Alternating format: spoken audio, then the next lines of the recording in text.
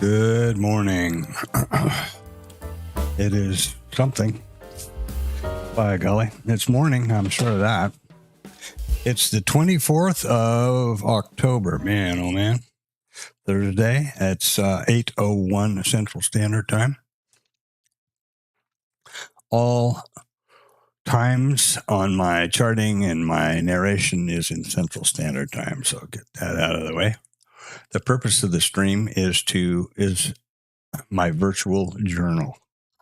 It's for my use. There's no recommendation for anything. It's entertainment or whatever you want to call it. There's no financial advice or any other kind of thing involved there. It is my way of recording a virtual journal and keeping transparency and accountability. I take no trades off on this account, off the stream, away from the stream. And, the disclaimer and all of that stuff is in the link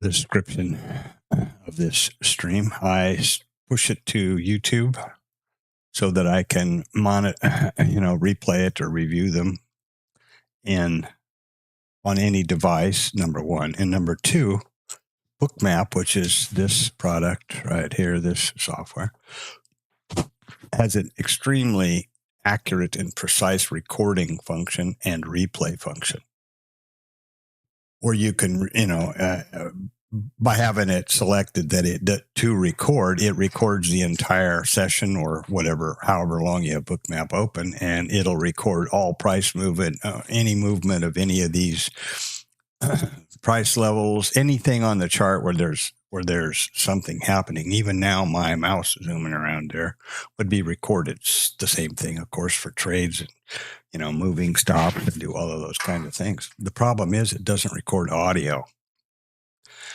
So the object here is that I hear what I was thinking by my narration, and then I'm able to see, obviously, what the video was, what the market was doing visually at that time.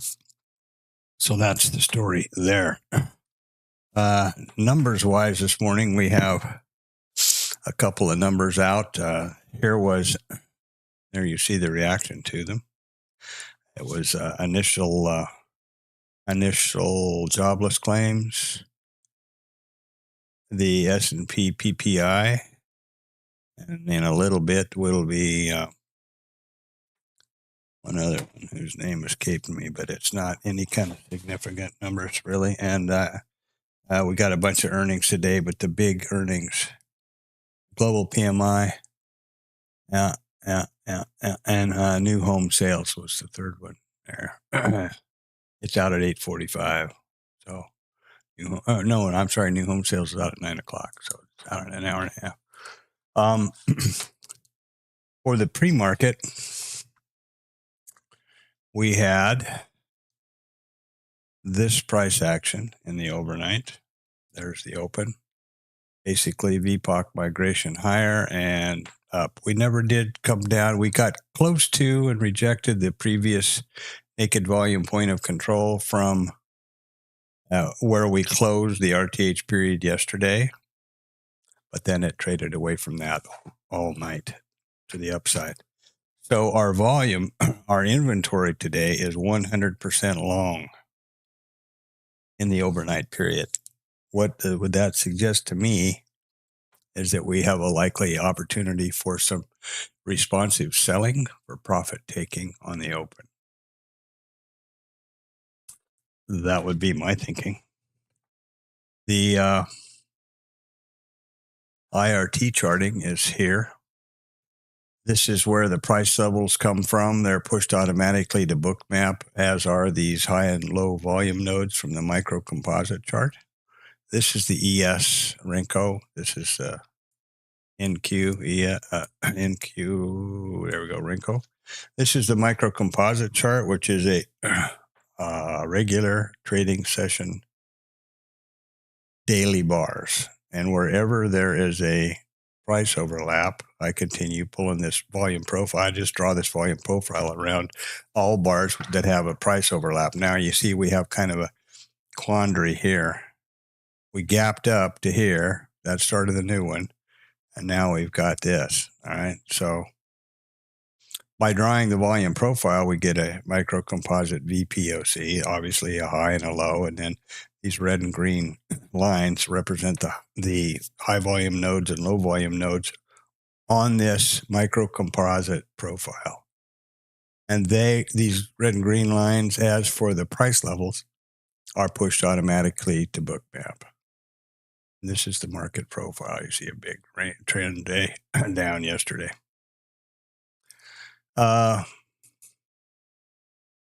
So over here then is the columns. This is the high time frame column from the microcomposite where I manually enter MC VPOCs and all-time high and stuff like that. These are the volume nodes, which are pushed automatically. This column is the full session volume profile. It started plotting at 1700 last night when the market reopens, and we'll plot through 1600 tonight, this evening, whatever.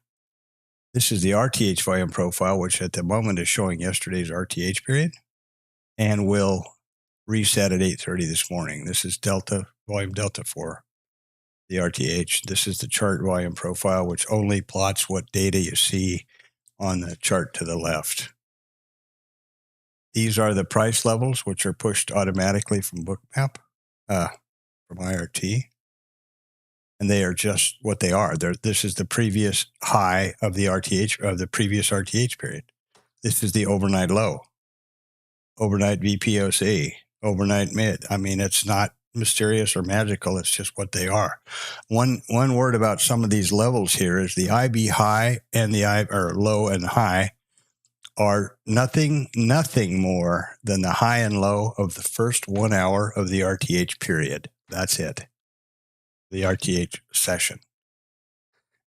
They're called IB high and low to try to make them seem mysterious or special. And it's just, that's an old market profile term for initial balance. Just be sure you understand that they're just the high and low of the first 1 hour of the regular trading session. Volume profile, volume POC, the point of control. Again, nothing's magical. It's just the price at which the most contracts have traded so far in the session. That's all. 5865 is the overnight volume point of control. That means that 4,292 contracts is the highest number in all of its trade last night. That's the price at which the most contracts traded. The microsecond that one of these other levels has 4,299, the POC will migrate over there. That's all it is. It just marks the price where the most contracts have traded so far in the session. Now, yeah, it's good information. What's happening? Accepted price, or if you want to call it retail, or if you want to call it accepted value, is building higher, right? So that should tell you something. If all of the participants in the overnight session, in the full session so far, think that the price to pay for an S&P 500 future is going higher, well, maybe shorting's not the best idea, right? And the same for down here. This is the naked. This is the volume point of control at the close of yesterday's RTH period. And therefore, it is a naked volume point of control for the most recent auction. And that's why I mark it at 7:30 at night. This column is where I put the open type and various flags and the statistics associated with the price levels. And the way I do that is, first, I'm going to change this to higher in range because that's what it looks like where it looks like we're going to open. And how do I determine that? It's just common sense. Where does it look like we're going to open in the upcoming RTH period in relationship to the close of the previous RTH period? So we're higher than the close. And are we within range? This is the previous RTH high, and down here somewhere is the previous, a long way down there is the previous RTH low. So we're within the previous RTH range. The opening type is then higher in range. And if something happens in a number or whatever, it zooms in, or if this price goes above the previous RTH high, it will then be higher out of range. That's just that simple. And the way I do the statistics is from a study in IRT right here. Here are the open types: higher out of range, higher in range, lower in range, lower out of range. Remember, that's all the possibilities there are based on two criteria. And in order to have a statistically significant data set, you can't have 15,000 different parameters, right? So we've determined that it's looking likely to open higher in range. What does that mean now? This study looks back at 2,002 days in the ES. Of these 2,002 days, we have opened 604 days. We've opened higher in range. Of these 604 days, price in the upcoming RTH period revisited the overnight point of control 505 times for 83.6% of these 604 days. So 83.6, jump back over here, and where is it? Oh, that's right there. So 83.6. Bam, that's it. That's how tough it is to enter the statistics, and how, magical and mysterious. And why don't you pay me lots of money and I'll show you how to do this. I get so sick of these internet guru-y people that, in my opinion, is they can't really trade, or they wouldn't be. If I was making $50,000 a day trading, I wouldn't, unless I had such a narcissistic ego that I wanted to have all this kind of, be able to be what do you call it? An influencer and a video star. Why would you do that? Why would you waste your time? I don't get it. I think it's because they can't really trade. They can't make that kind of money trading, and their real business is monetization of YouTube and selling courses and selling this and selling that. That's what I think, but it's just my personal opinion. Maybe I just have a negative attitude. I don't know. Anyway, the overnight mid is 77.8. That's pretty standard. It happens every time, except for lower out of range. And it is typically the second highest probability for revisiting in the statistics. The overnight low is another beauty. Well, the overnight high is 75.2. The overnight low is way down there someplace. It's 50.8. So the overnight low right here is 50.8. The high is 75.2. Wonder which one of those is more likely. Now, something that's real important to understand. These are, like every disclaimer you've ever heard in your life. Past performance is not indicative of future results. And that is absolutely the truth. You have to get your head around the fact that the market is absolutely random. More importantly, it is a statistical fact that the outcome of the very next trade that you put on is 50-50, period. And it is in by no means affected by the last 1,000 and gazillion trades. That's the gambler's fallacy. Oh shit, red has come up 65 times on the roulette wheel, so it's got to be black next time. Absolutely not. It's 50-50. There's no probability other than 50-50 for the very next occurrence. So these statistics, yes, I mean, it's almost uncanny how often they're hit, but they are just suggestions, and they are just based on historical data. They're not absolute lines in the sand or absolute guaranteed anything. Let's look at the previous high. What did that say? Where did previous high go?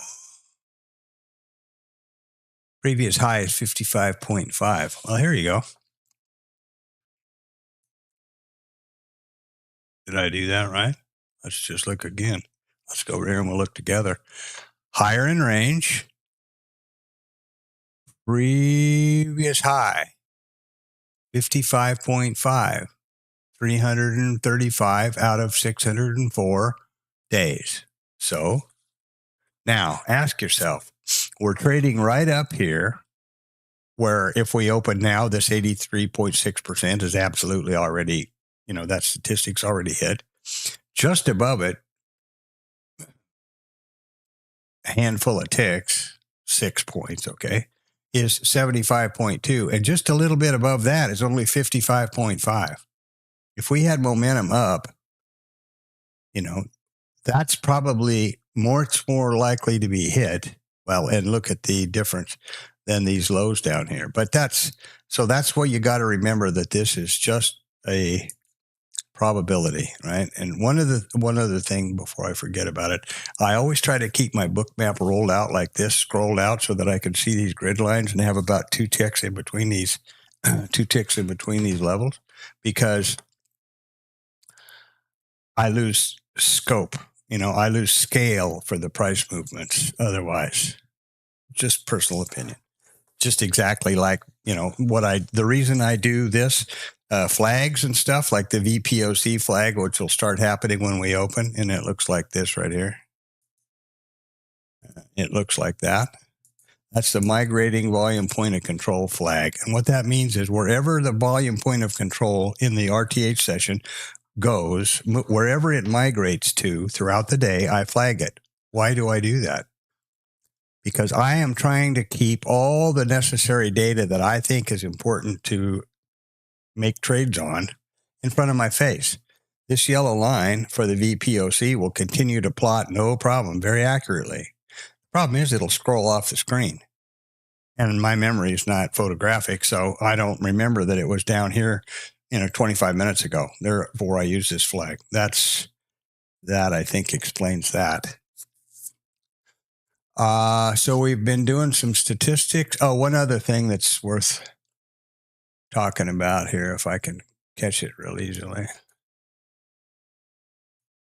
What did we do? Oh, we had such a huge. First, another thing that's important to know is that a trend day typically does not have a value area because they're in price discovery mode. They're not auctioning a value area. They're looking for value. Having said that, then, something that's necessary to point out, this value area high would be from the previous RTH period. In other words, yesterday, RTH, regular trading session. 8:30 in the morning to 4 o'clock or 1600 Central Standard Time.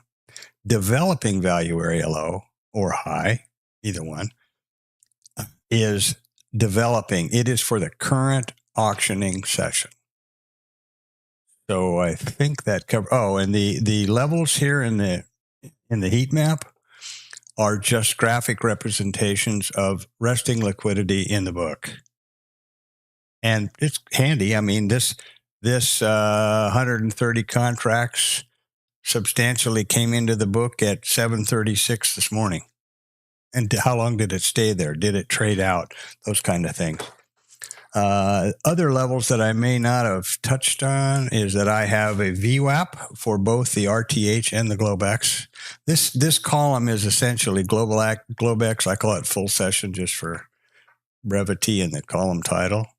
It starts at 1700 last night and will trade through 1600 this evening. That is the full Globex period or full session or whatever the hell you want to call it. Anyway, that's what this GBX VWAP indicates. That's the volume weighted average price.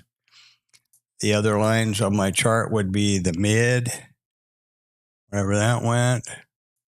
There's a big old red line. It's so hard to do here with, hold on.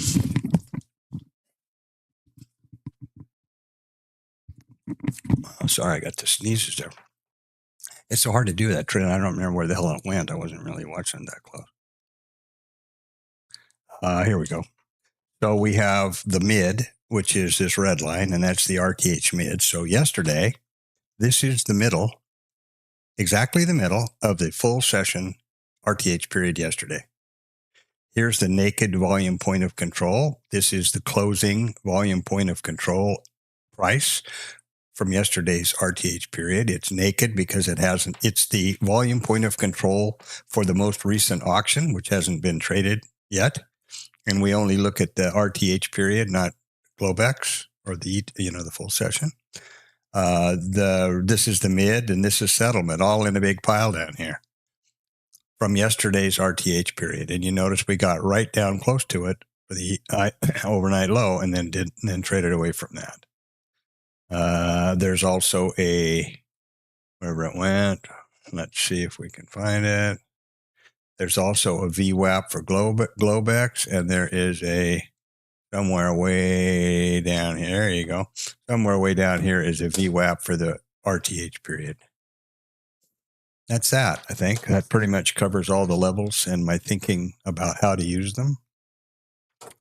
The next thing we're going to need to do, and I never remember that, the next thing we're going to need to do is set the system up to trade. So I initiate or activate or apply or whatever you call it, the multi-brackets, which is what I use. I have several different ones set up, but to this one will be the risk-neutral 2-lot package. We have both contracts. It's 2 contracts, right? Both contracts have a stop of 12 ticks. There's the first profit target is for one contract at positive 12 ticks. The minute this is hit, this first target, the trade is then risk neutral. The worst that you could possibly do is scratch, unless you're a complete moron and you move the stop away. You move the stop away from the entry. Why would anybody do that? I actually move it up towards the entry a couple of ticks to take care of any commissions. So it is truly break even in that case. The second profit target, or the runner, is then at 48 ticks. In order to trade that on Bookmap, you need to activate the trade control panel. And I particularly use just the dome because I initiate all my trades with a keyboard.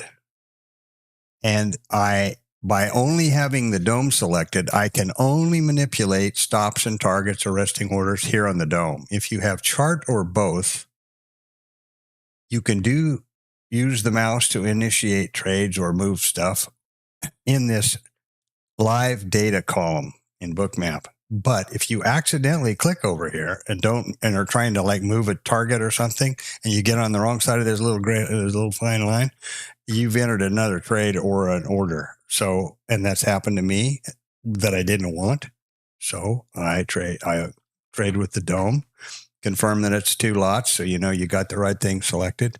And then I shut it off because I don't believe in trading your P&L or watching your P&L while you trade. And Bookmap doesn't allow you to just use ticks, which would be fine with me. They only show dollars over there. If you see what I mean, I'll show you what I mean. These unrealized is P&L, and this is total P&L. These are in dollars, not ticks. This is the number of trades and whether you have a position on or not. So that's that. One of the key rules in my trade plan is the range, minimum range. What do I mean by that? It means that if for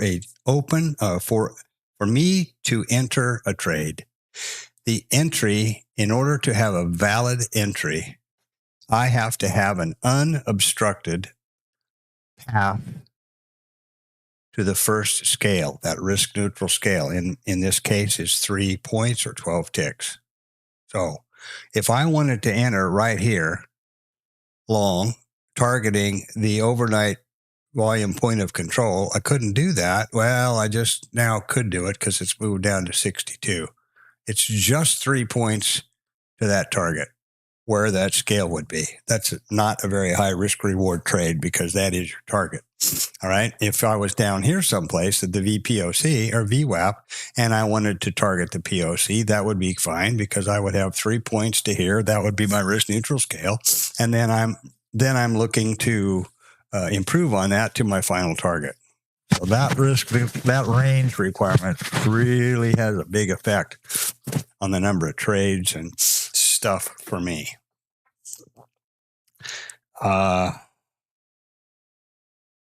Yeah, I think that kind of says it all at this moment. And we're going to open in 4 minutes. So there you go.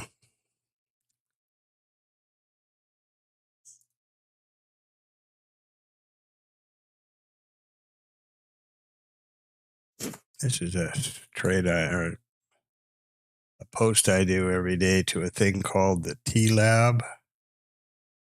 If I can get it going here. It is a bookmap Discord chat room called the Traders Lab.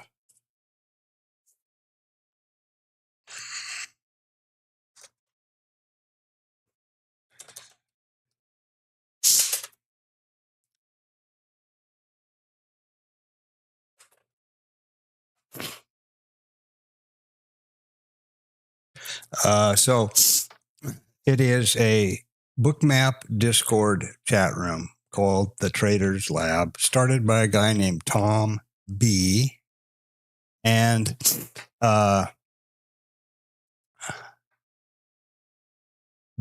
the only place I recommend other than here, right? Or that I go to or visit or monitor or whatever you call it.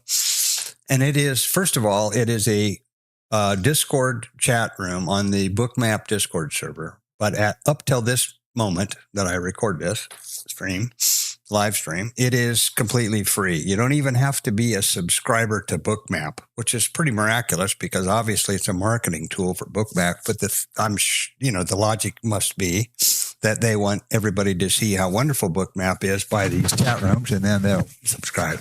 But from our point of view, it's completely free. And the best part, and the reason that I so strongly only recommend the Traders Lab is because of the guy who runs it, which is Tom B. There is absolutely nothing for sale. He's not selling mentorship or go to my site and get this indicator or, pay me some bullshit. And I cannot say that for the rest of the people who present, even on Bookmap. I have not listened to all of them very definitely, but the one or two that I have listened to seemed to me like they were straight up internet crap right off the gate. Take $975 a month mentorship and I guarantee you'll be profitable. And you can only get that indicator on my website and all that stuff. I was really disappointed, but that seems to be the case. Tom has been professionally trading his own account very successfully for 45 years. He has what I guess I should say that I agree with his philosophies about approaching trading as a business and risk management and all those kinds of things. So it's called the Traders Lab by Tom B. Link is in the description to get to the Discord server. Market is open. And start tracking the VPOCs, right? Migrating VPOCs. So there's the first one. And here's the second one.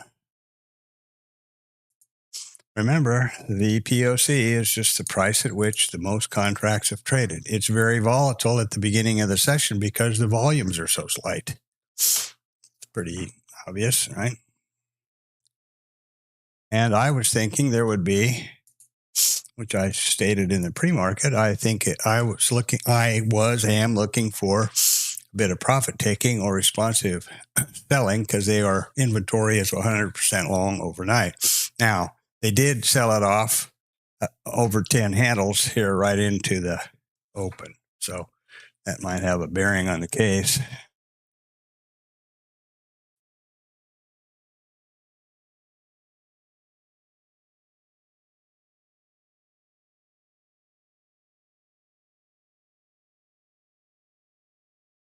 Yeah. So let's see. What have I forgotten to say? Beep, boop, beep, boop, nothing. Okay, great. And here's some more of that responsive selling that I was thinking about. Just, I try to approach the market as simply and as logically as I can. I'm not saying I'm massively successful doing that, but if you were trading the overnight, or even from yesterday afternoon at around one, just after one, you got long down here and you were long all this way and had all that profit, wouldn't you think about taking some profit off the table? I would. And I would suspect everybody else, obviously there's different time frames, higher time frame people, bigger money, deeper pockets, alternate agendas, et cetera. Then there's the retail squad like we are. But everybody takes profit, right? I mean, that's the name of it. That's the only reason anybody's doing this. It's not some altruistic, agenda or, I mean, it's the whole purpose of the market is to make money. Even in the original establishment of the futures market, which was to guarantee price for commodities. If a corn farmer thought he was going to have a shitty season, he could lock in price or the other way around, he could lock in a low price or a high price on his futures, and then basically a hedge against what he thought the market was going to be. And the futures market is still used as a hedge. The majority of trade, I think, is probably hedging for options market, but that's something I don't know much about, so I'll shut up. Anyway, that's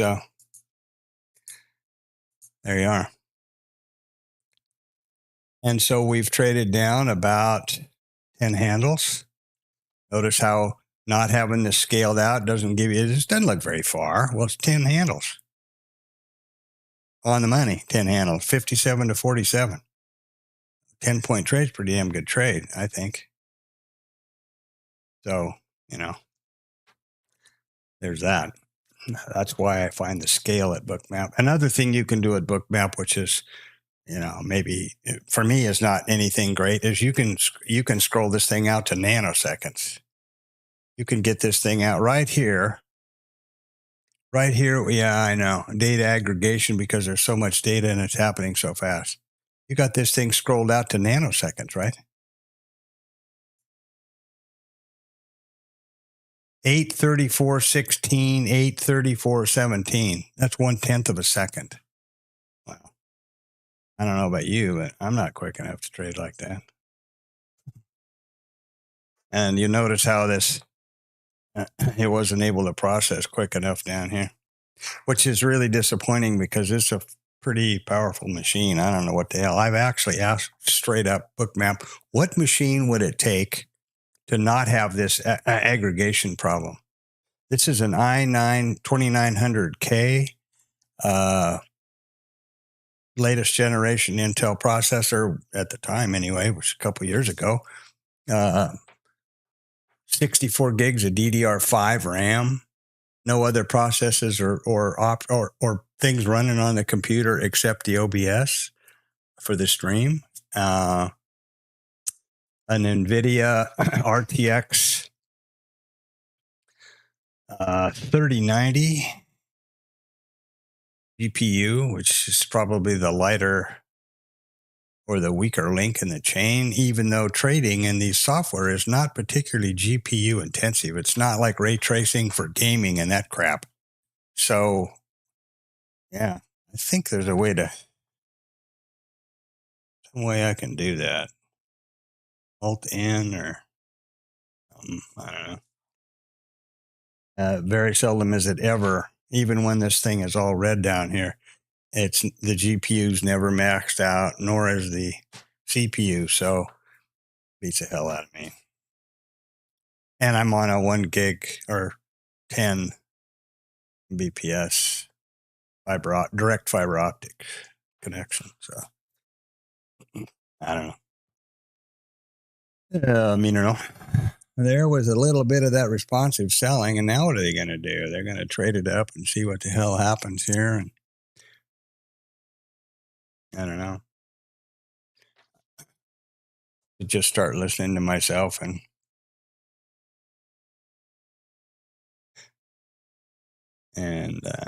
just jump on, just throw them out there. Where are we now? Trading is okay.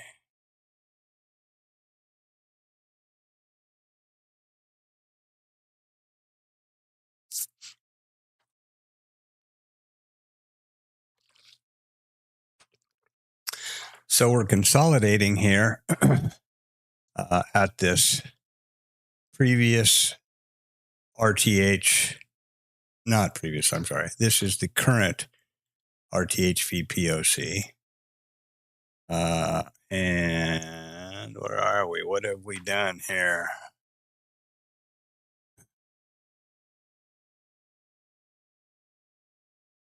Well, we're a long damn way from our EVPOC. Our overnight mid did get hit. We've got the overnight low, the previous close. That's usually a statistic. Let's see what the hell that's at.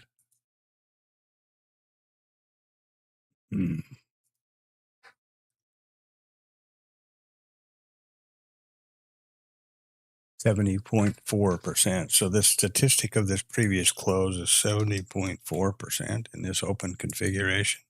So that would be a fairly likely idea. The overnight low is not much better, but we do have settlement below that. So that's oftentimes a frequently visited price. Let me see now if I can just switch IRT over to the full session or the RTH session only.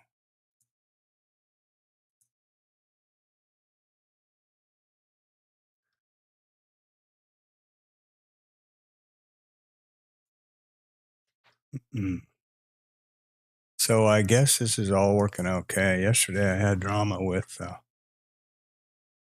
my levels right at the open. The previous VPOC was all wonky. And the part that I'm still not sure I understand, well, I am absolutely sure I don't understand it, is that both my IRT and my book map were reflecting the exact same wrong price for the POC, which means it had to be an issue coming from Rhythmic, which is the data provider, because they're both driven by Rhythmic. That's the only factor they have in common, those two programs. Yes, the prices here are pushed automatically from Bookmap. The POC and the prices on Bookmap come from Bookmap. So if this price aligns with this price, that means both IRT and Bookmap agree that this is the current VPOC for this RTH period. That was the problem yesterday. Both the, wherever that went down here, right here, the naked volume point of control and the previous, the POC, the previous RTH POC right here, both aligned. So I was pretty surprised. It's always some shit, there's always. When I stop and think of how this has evolved from when I started trading, man, it's incredible.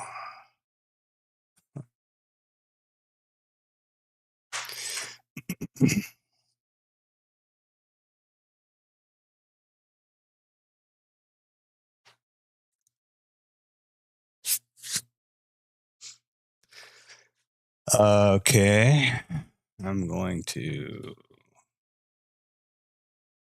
forage for food here.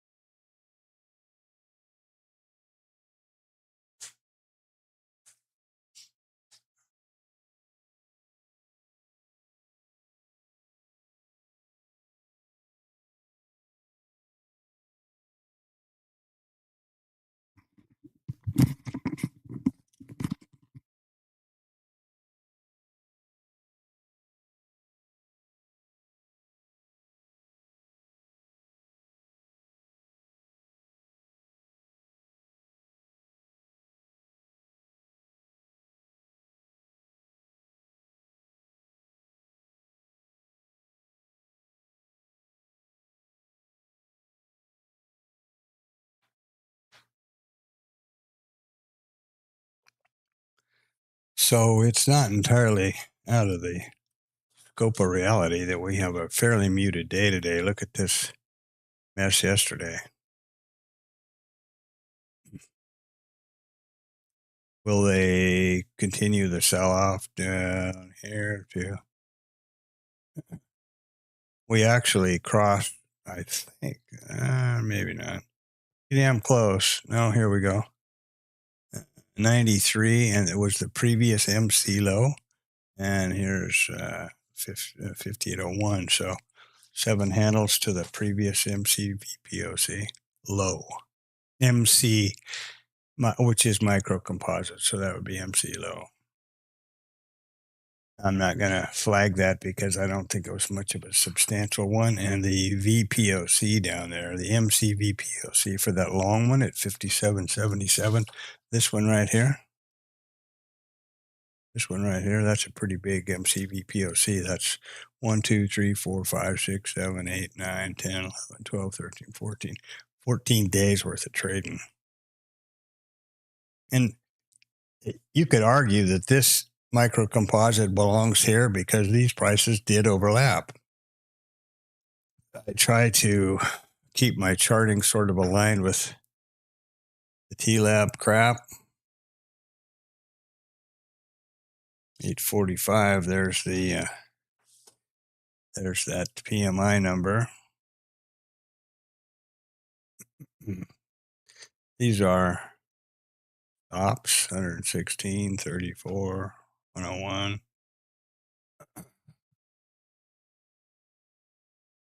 Absorption. I don't see any icebergs yet, but they plot on here also. Something to note here is notice how the IB low line is down here and the IB flag is up here at this moment. Only in a couple of seconds, 30 or so, they'll both be aligned. And that's not a bug or unexpected behavior. How this works is the cloud note column and this line are both driven by IRT, the exact same data. The difference is this indicator was coded by whoever you buy it from, and they have a refresh rate with Bookmap in a few seconds. And now you see how that jumped up there. But the smallest refresh rate I can set for these cloud node columns, which I put in myself, which I set up and push to myself from my own IRT, is 1 minute. So frequently, like there we go again. Now this has jumped down here, and in 30 seconds or so, this flag will catch up to it. That's how it works. And it happens for most of the lines, but it's most visually noticeable to me with the IB high and low because they change kind of frequently, and bright green, right? So that's not unexpected behavior or a bug. It's just a function of Bookmap, of the refresh time available on Bookmap. There you go. That's how it works. Obviously the IB high or low moves instantaneously on IRT, and then it pushes that data to a file and blah, blah, blah. There you go.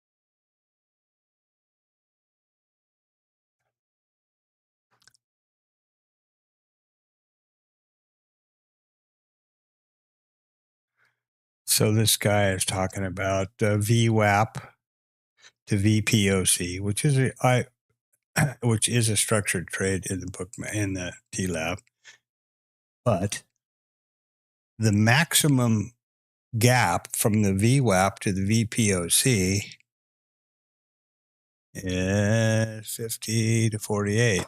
Is only 2 points. So it doesn't meet my criteria for range requirement to validate an entry. And so I don't even consider it. When these lines are like this, I don't even consider them. I don't even look at them.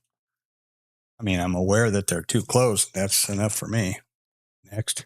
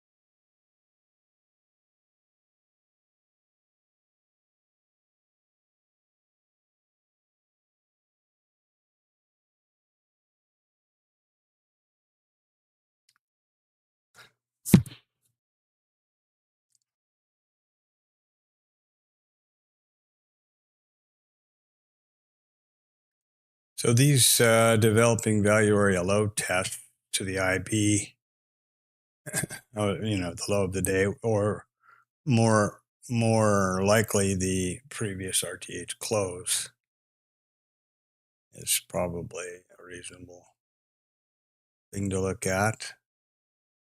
Just past the, no, it's not 3 points. Son of a bitch. Only 2 points.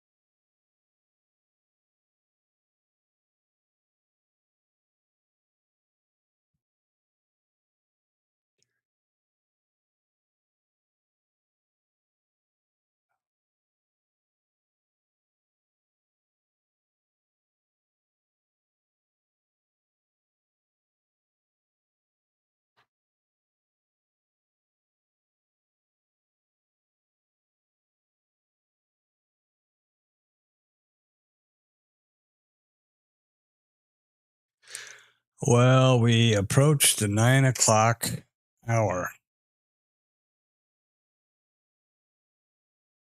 There is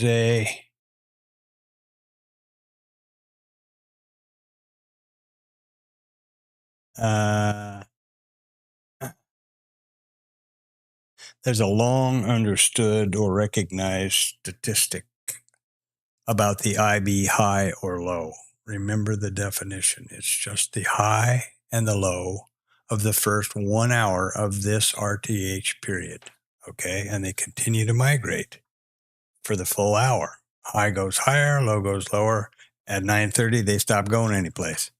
So after the 9:30 point when the IB is set, there's a better than 97% probability in all open types that the high or the low, the IB high or the IB low, will be revisited or taken out by price in the remainder of the RTH period session. Sorry. That's hard to trade because it says or. Right? Now, the T-Lab guy, a guy in the T-Lab rod, clever guy, determined statistically that the IB30, which is the high of the first 30 minutes, we're coming up to that here pretty quick. So let's assume that price doesn't go up here or down here. This would be the IB high of the first 30 minutes, and this would be the IB low of the first 30 minutes. His statistic says that there's a pretty high probability, high 80s, I think, that the high or low of the first 30 minutes is exceeded by the high or low in the second 30 minutes of the IRT, of the regular trading session. So they call that the IB30. And the old fashioned statistic that's been known for donkey's years is called the IB60. So there you have it. Now, in a couple of minutes, we will be in the range, we will be in the zone, or the IB30 statistic will be active.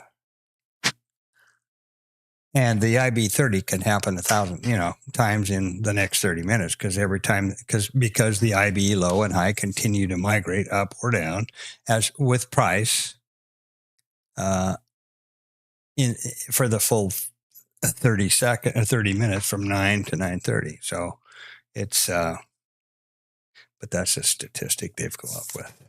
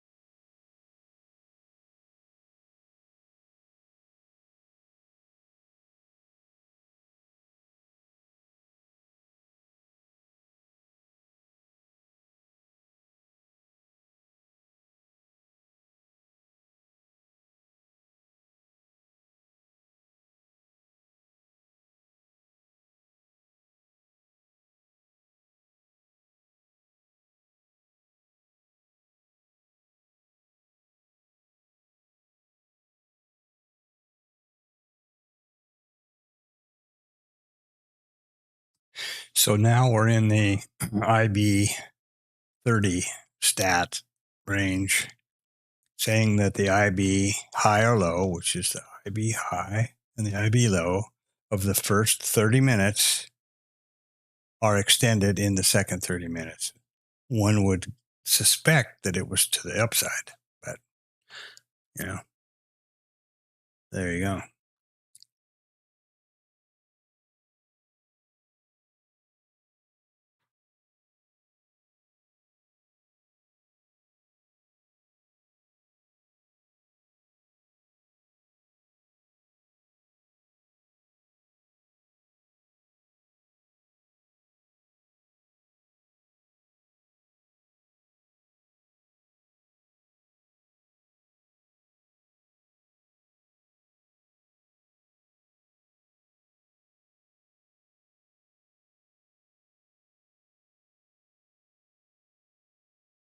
They have a meeting at 10 too, also this morning. I think that's the only one now. Goodness.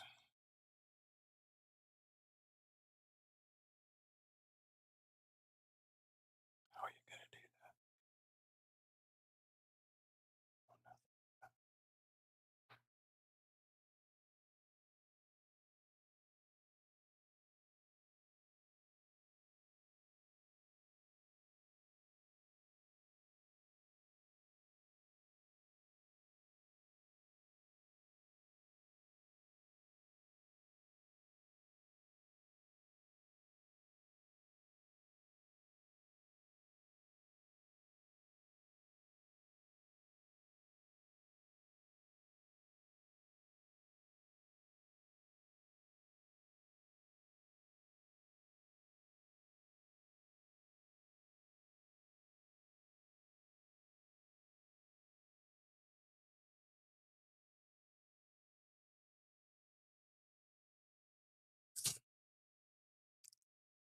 Really irritating. If you see what I mean, like I have not got any place I can take a trade here. I really haven't since the open because there is no place where my range requirement is met. Maybe down here up, I guess.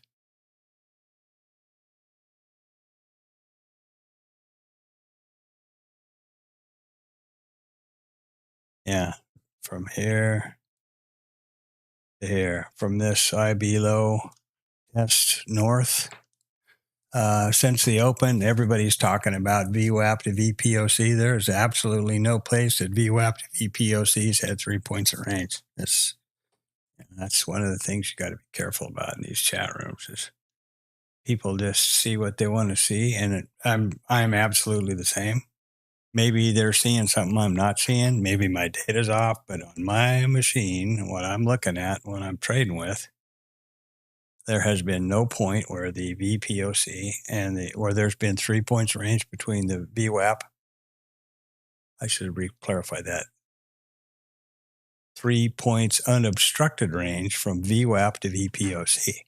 And through the balance of this trading mess, there's been no place where there has been 3 points of range any goddamn direction except down here.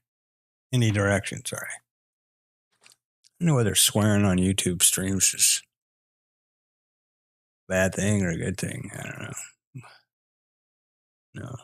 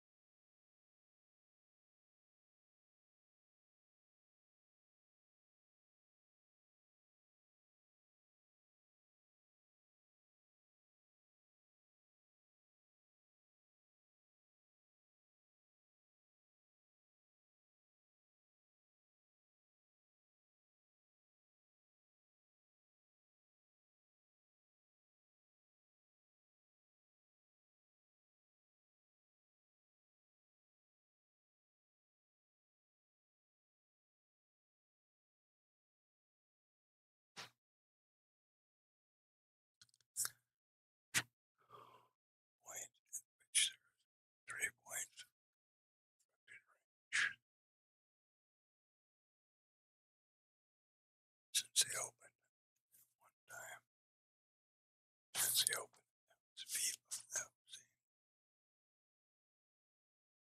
That was the elo. Elo back to building value.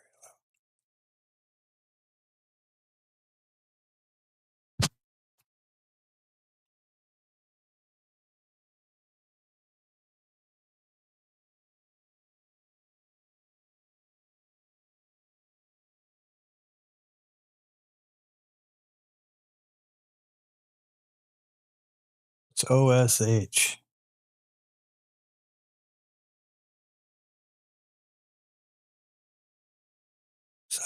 What's OSH?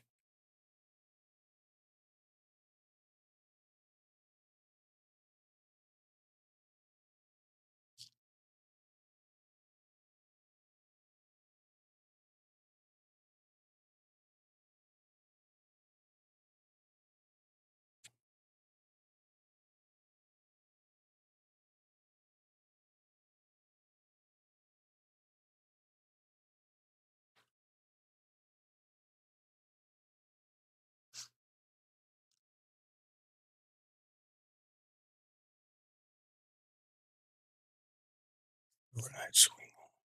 Maybe that's what it is. Overnight swing high or something.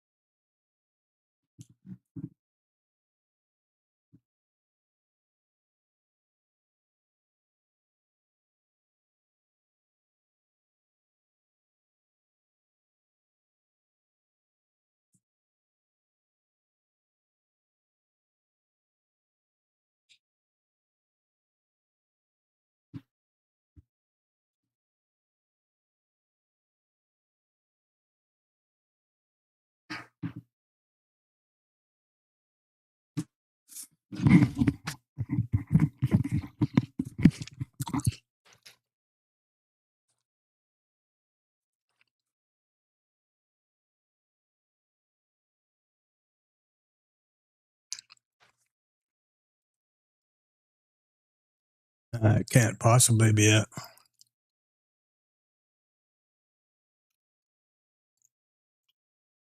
That's definitely not an overnight swing high.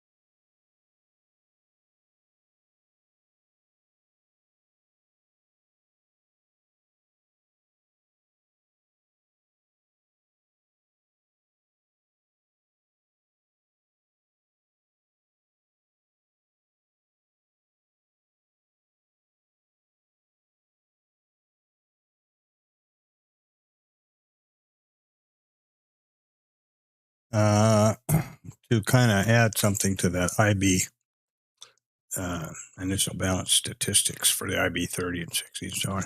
One of the things that I have fallen victim to more than once is a premature entry for the one either of those statistics. Like for example, in this case, if I think, okay, looks like we're going to trade down through this, and I'm thinking the IB low and the previous close is a high probability statistic, but there's 21 minutes left to 9:30.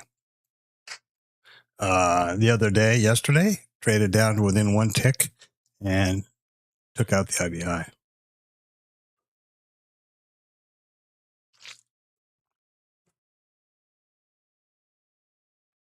So that is something to try to be aware of, that I need to try to be aware of. Okay.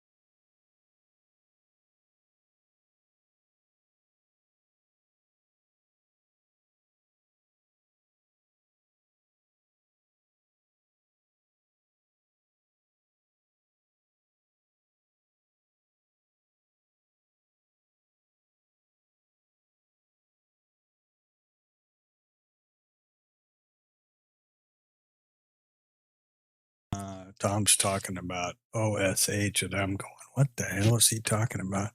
It's the open swing. I was thinking overnight swing high is the opening swing high. Yeah, that's what it is. Okay, got it. Brain fart, I guess. A lot of conversation I'm in the T-Lab about the opening swing high, which is right here. Right? We traded up to it, didn't take it out, turned around and went the other way. Yesterday, similar thing happened.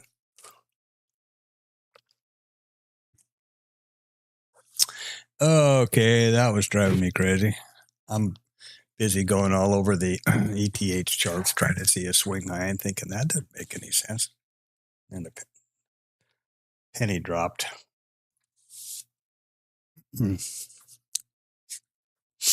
So we are 0923. Remember, all times on my charts are in my narration is Central Standard Time. I think that's in the description. If it's not, I will definitely put it in there. Pretty basic, I think. But anyway, that's the case. I've talked about the IB statistics for both the IB30 and the IB60, which is the old-fashioned one.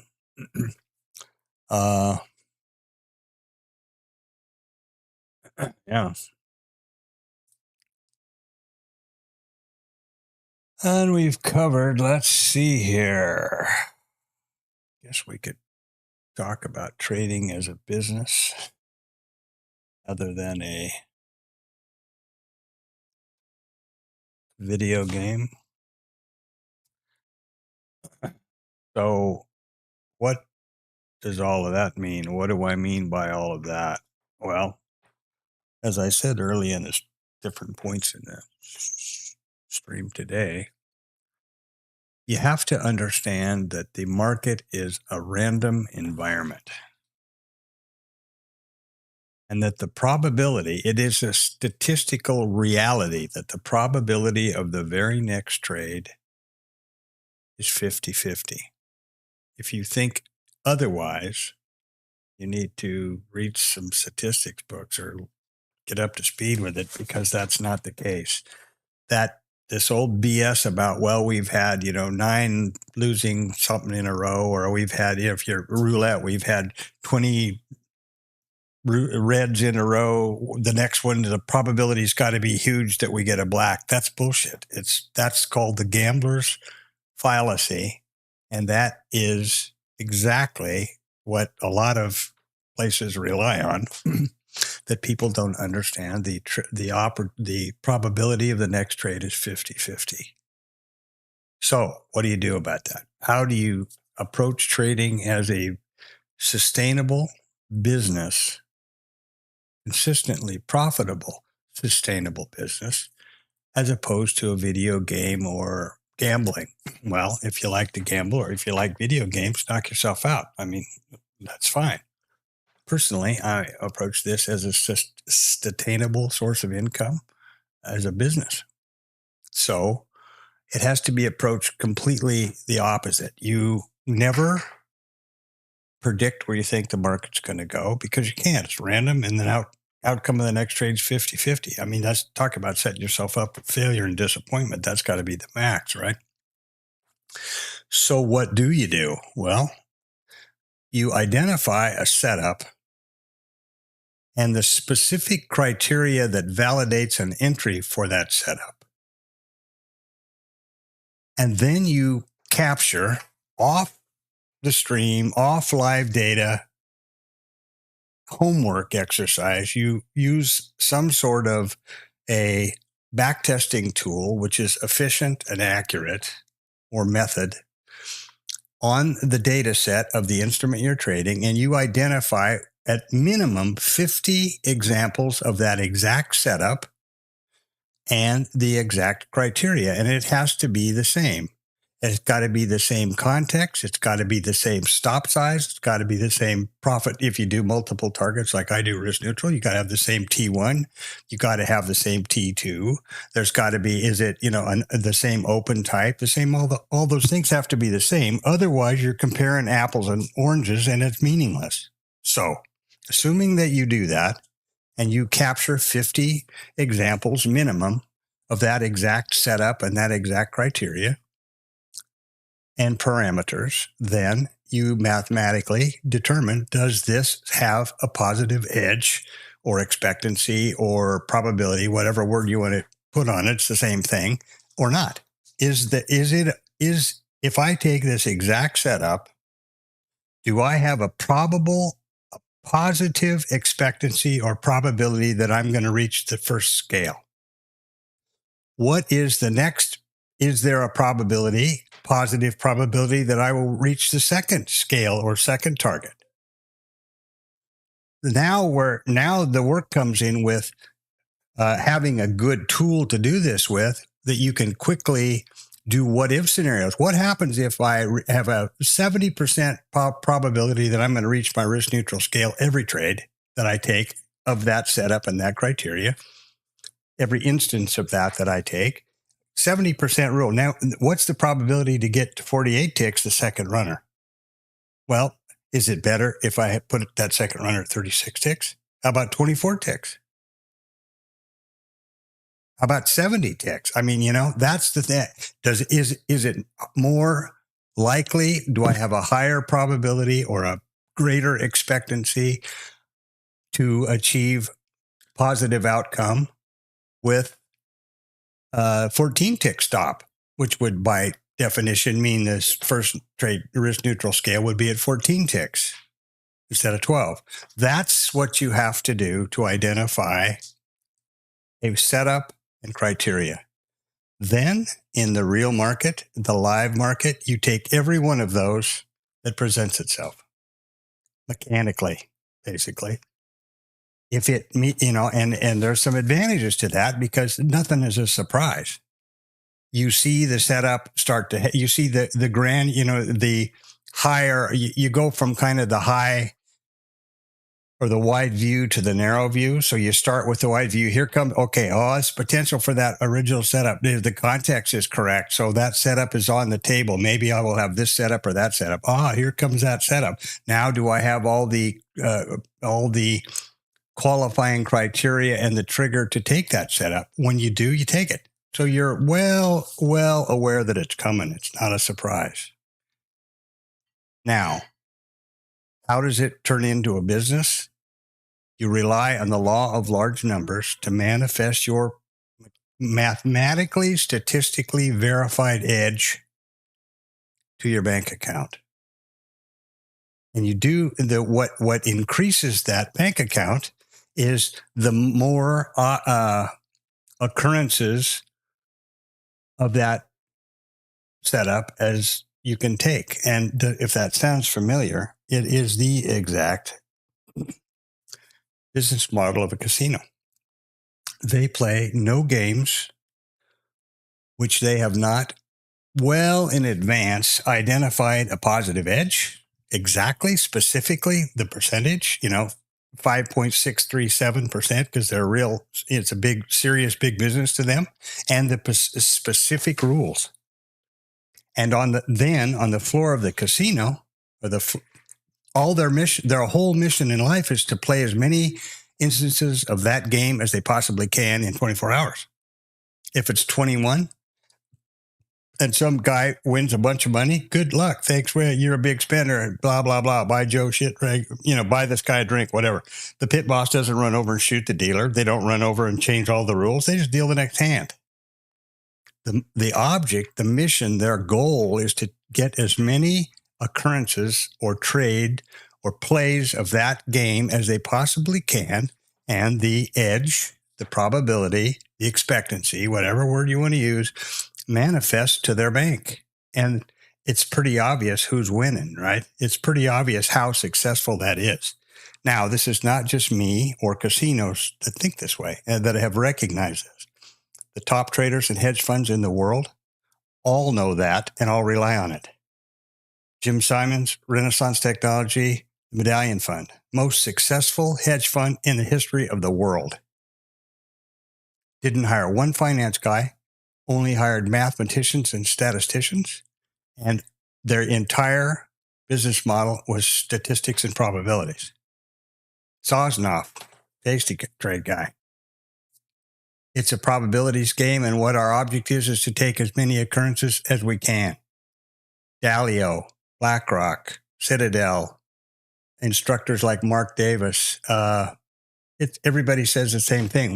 If you listen a while, you'll hear the same words over and over and over repeating themselves. It's a business of statistics and probabilities.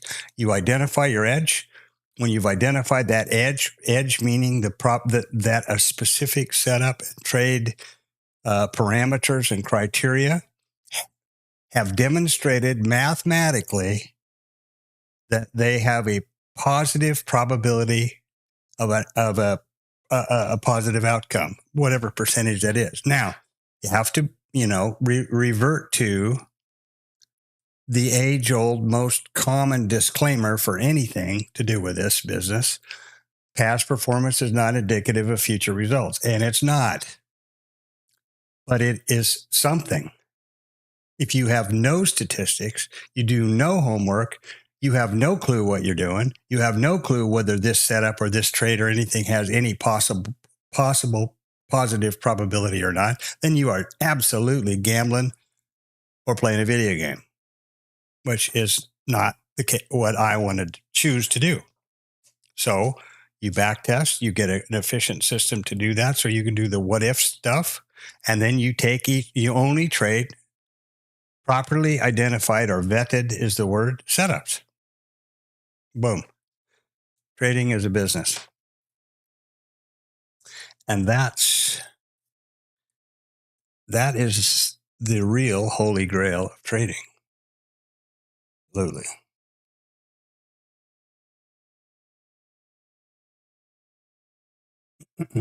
So let's see where we're going now. What we're doing is we're trading them, right? This is just an auction.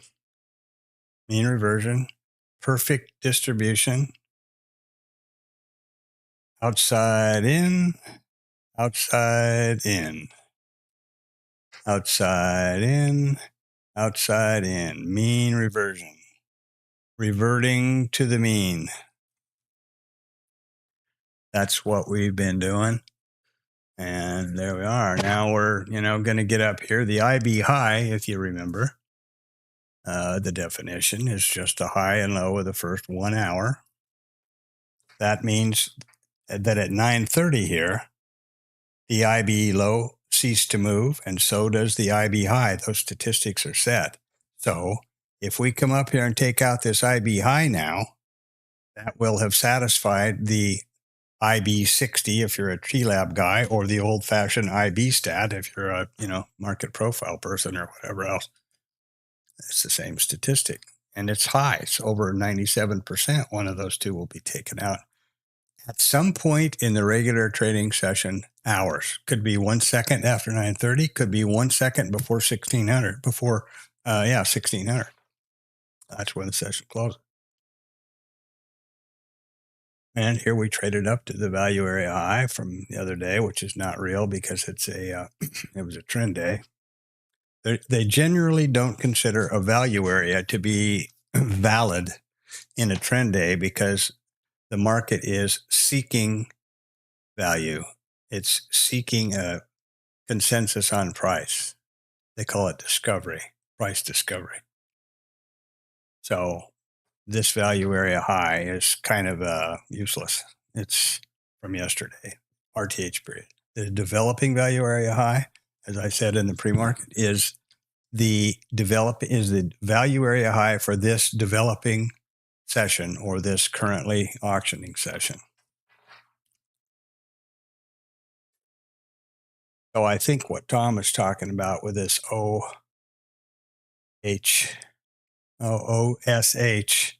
is opening swing high, which in this case, because it has not been touched yet since the swing high was put in, is the IB high.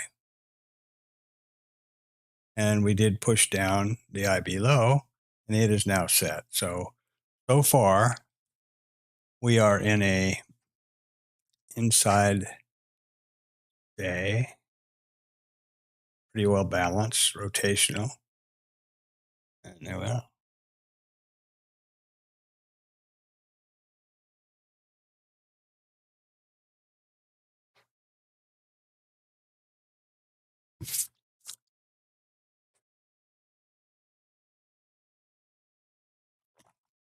To do with the IB, now that they're set, there are a couple structured trades in the T lab or structured scenarios in the T lab called the IBF or IB failure and the IBC or IB continuation. Pretty obvious. If we come up here and break the IB high, through it, pull back a little bit, and continue on, that's the IBC, right? If we come up here and exceed it, we got to take out the IB, and it's got to be taken out because there's a lot of stops up here. We got to remember that fuel, right? Take it out, pull back, come up, and can't get over it again, and start to trade. Can't get over it again, or looking lower. That's the IB failure. Now, there's a couple of other limiting criteria around that from Tom's point of view, and that is that the IB failure is not really valid in a trend day because price is moving, right? So if it's more valid in a rotational or a mean reversion day, which makes sense. Come up here and touch the IB high, it's the outside edge, and you come back to the mean. So, yeah, there's that.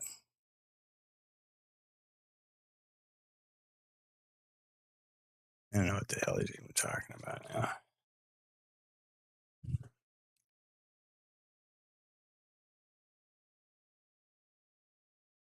And these guys are getting more and more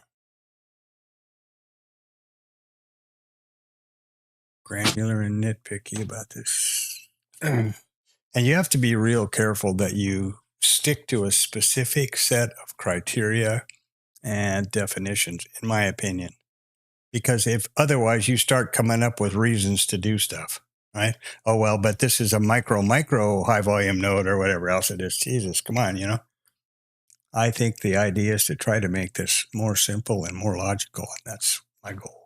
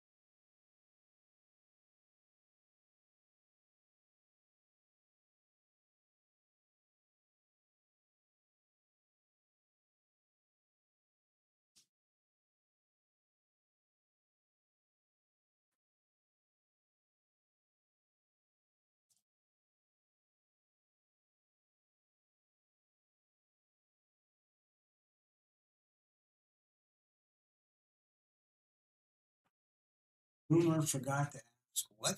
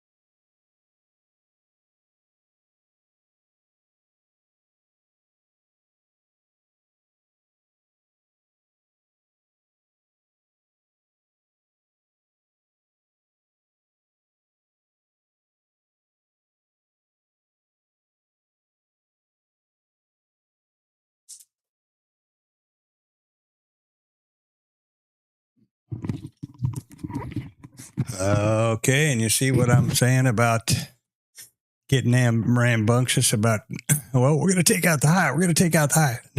Now what are we going to do? Looking like we're going to take out the IB low, right? And if I'd have been a little quicker in from outside setting the hose, I could have taken this exhaustion here from the developing value area low and traded it towards the IB low and the previous close, and be stopped and be scaled, and now be pretty darn close to a couple of targets. So that's timing, right? There you go. Now the IB 60 stat has just been sort of met, and we've got some pretty substantial looking stuff down here to go, perhaps. Now, this would not be a trade because it's not a migrating VPOC, and it is the POC, which is the most likely. But remember the definition. The POC is the price at which the most contracts have traded so far in the session. So far in the RTH session, and now that they're aligned, including the full session, 12,116 contracts have traded. That is the most contracts that have traded so far in the RTH session. And now in the full session, that is the most likely spot to be revisited, i.e., it's the most likely spot to get spanked. Therefore, there's all the old famous acronyms from the market profile days. Don't diddle in the middle and don't do all this kind of stuff, because that's basically the middle, right? That's the mean. And that's what they refer to. Now, we did take out the IB low, so that stat is satisfied. But we didn't get the 70% to the previous close. That's kind of amazing.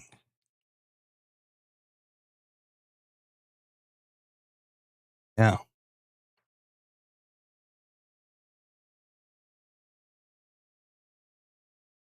So are we looking at an IBF? It would qualify because we are in a rotational day.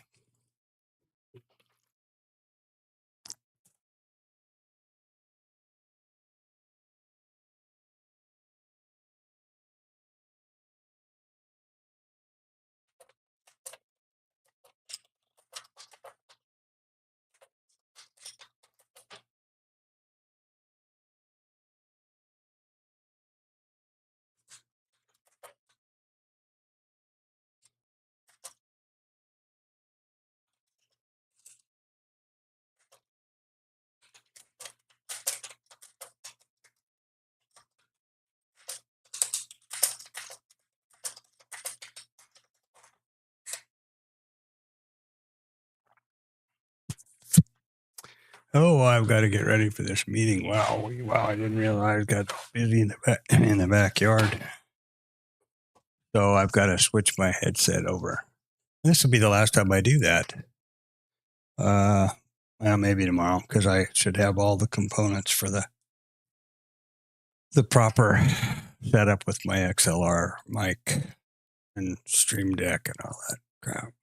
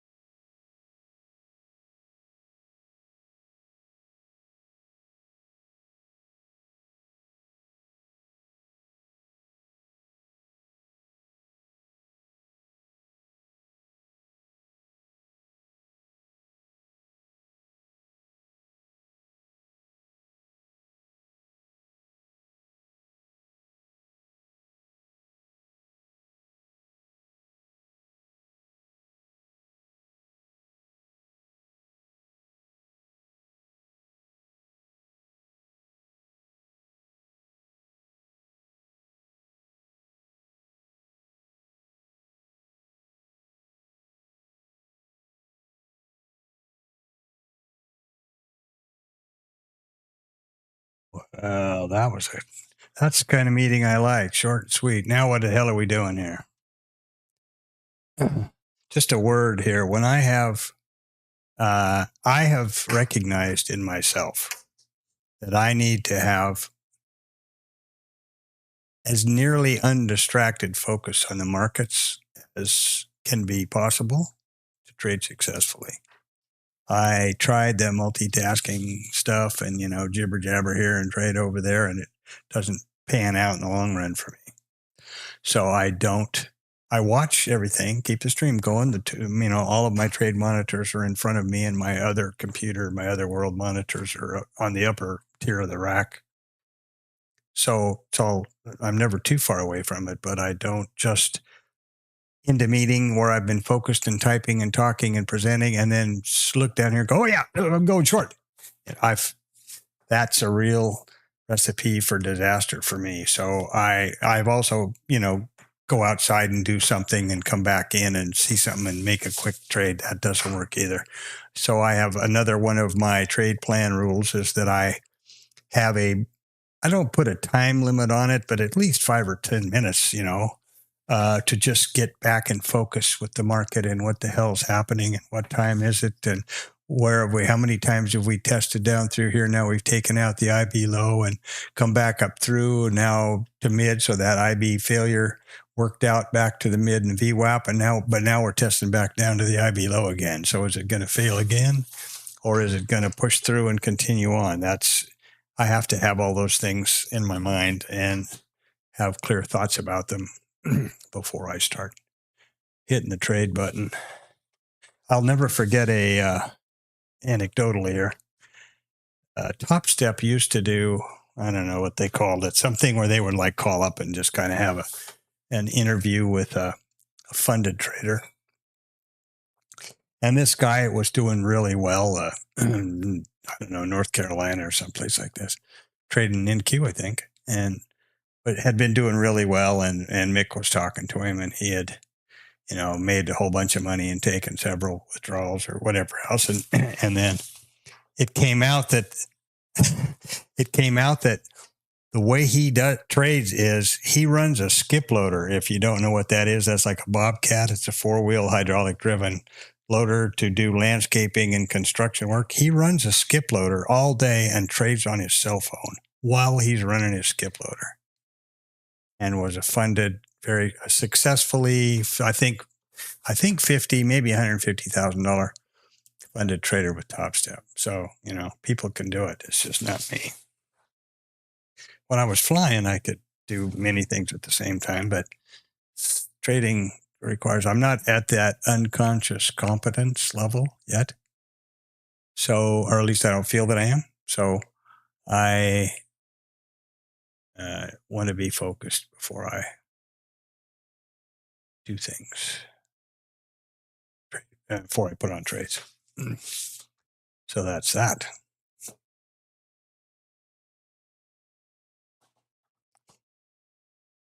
I think I need some water.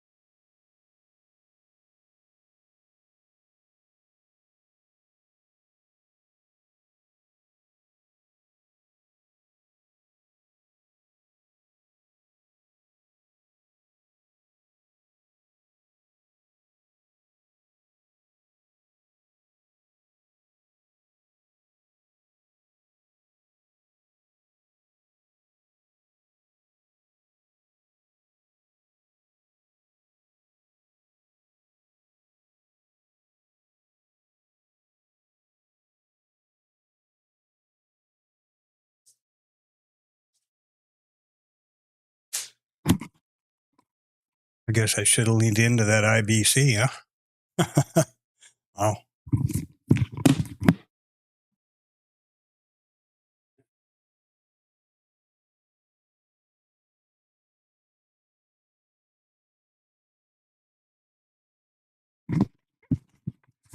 That was probably an expensive shower.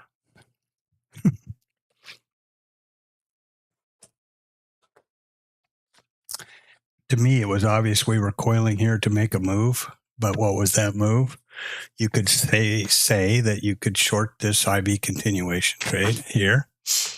We pulled through it, came back up, didn't get anywhere, and then sold off hard for 15 handles.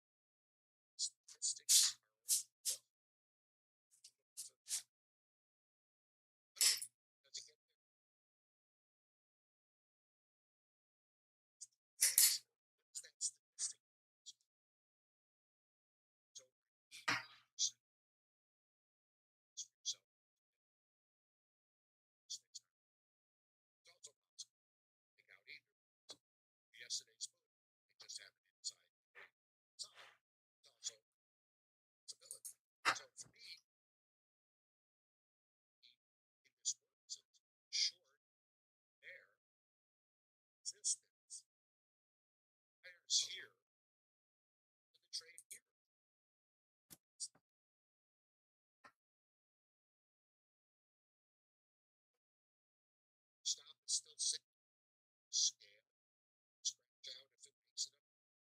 I don't hear sellers. See, this is the baby of trading. So, here's a question. Patience. This is trade awareness. This is structured trading. So, it's generating these things. How do you manage this emotion? Giant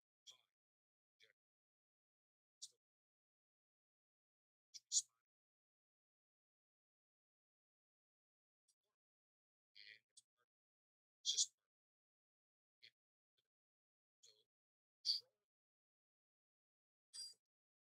Still respond. And it's just part of it. So, control. Succeed. Change.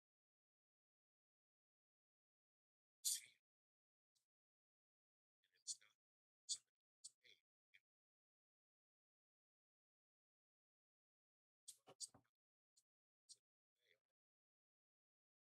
It's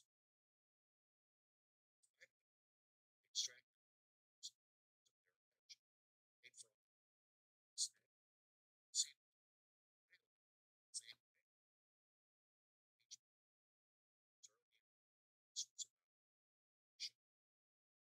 same fitting trading system. So, and they had the same just I did straight this. So what seems is that this is absorption happening. Sellers are here. Patient. This is microstructure. So existence. Sellers taking a shot. So here again, absorption. Fingers support. Control. This is where sellers. So this is your resistance.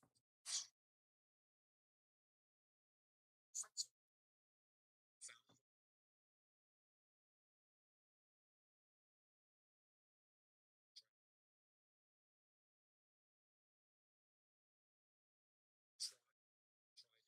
It's just stand. Look at the structure.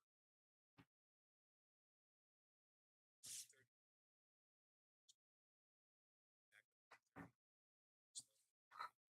Back up 30. Say it.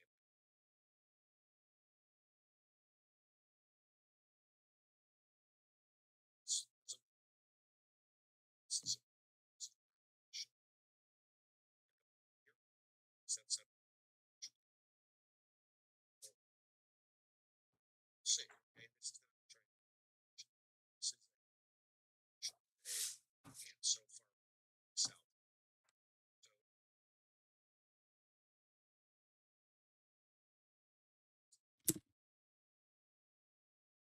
So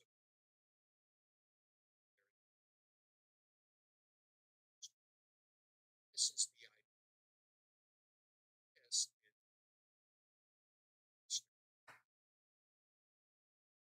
yes,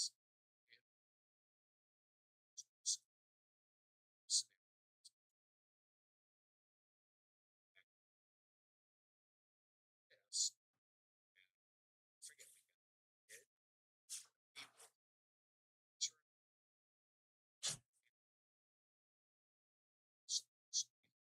it.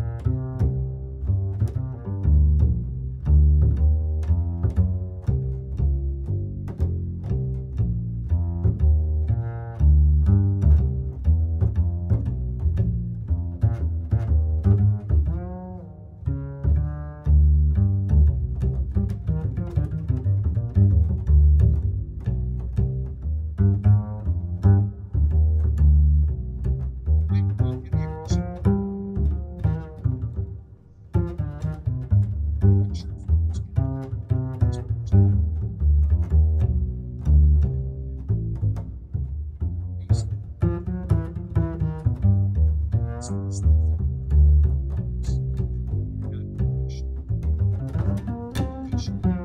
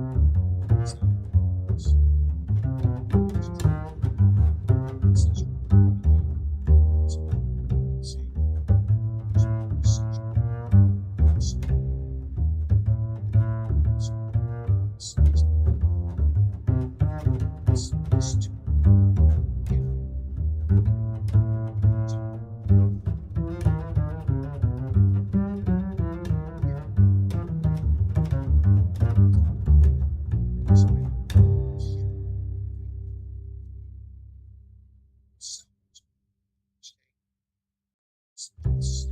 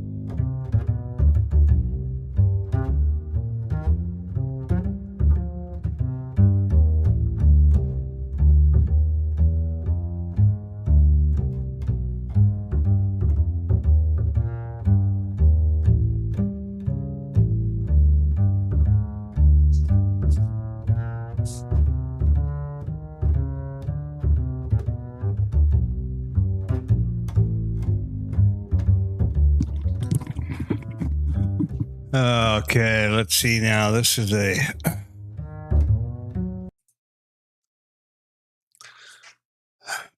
pretty glad I had something else to do. This is boring here. Uh, as I said earlier, there's absolutely no place here that I can trade. The only place that's close that I could have traded, would have been here, short to here, because none of these have the 3-point range requirement. So I got to rethink that whole thing, and hopefully I can get together with or get up to speed with the Python and the back testing thing, so I could test all this stuff out. Because this is getting real boring.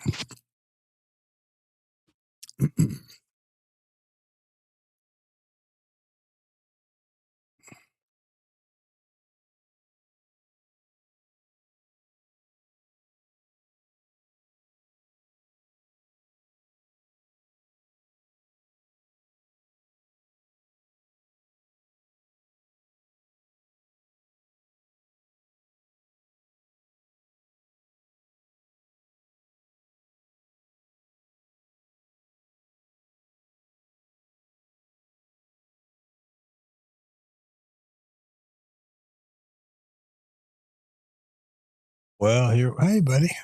Hello.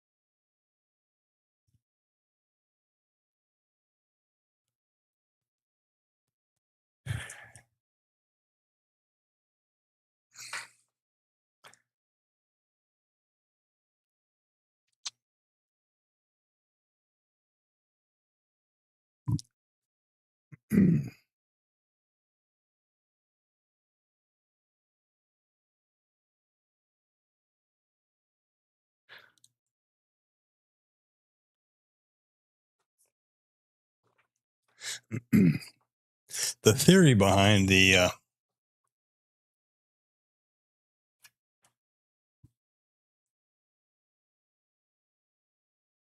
range requirement is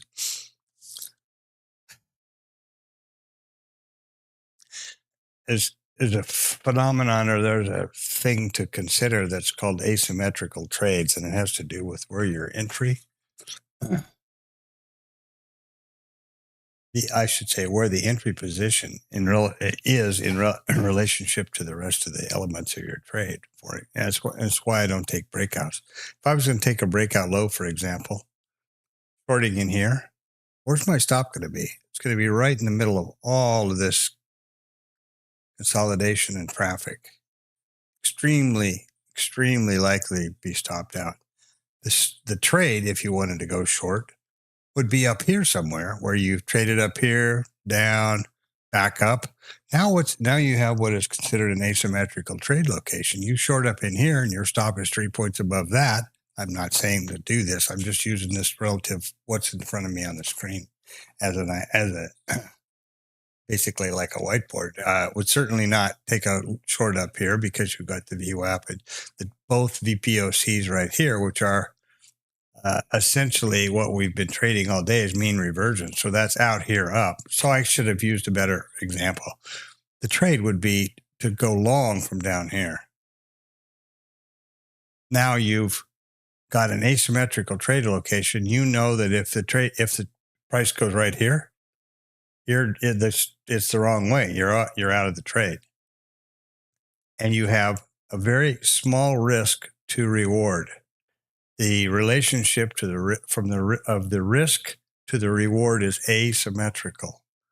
Symmetrical would be even, right? It's asymmetrical. It's much less risk to the possible reward, and that fits with the day in a sense, in that it's mean reversion from the outside in.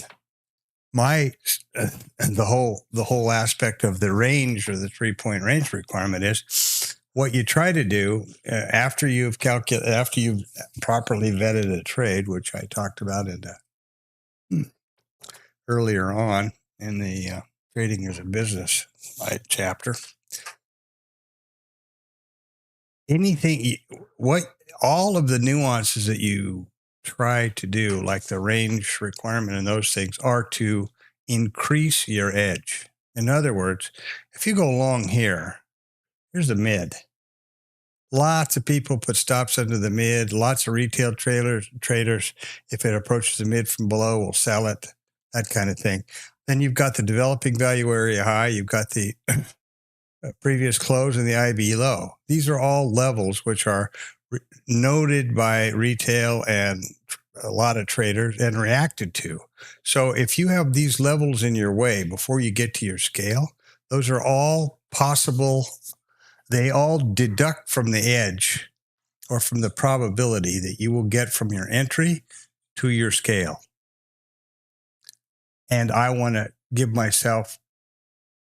increase the probability of getting to my scale, not decrease it. Therefore, I think the 3-point range requirement is a valid one. There is a book map trade that's VWAP to VPOC, except we've got the full session VPOC obstacle in the way. There's the IB. Maybe we're going to have an IB, failure back again. But all of those levels are in the way. So even though it's 2:00 hour, it's the, power hour and all that stuff. I don't think it's going to happen here for me today.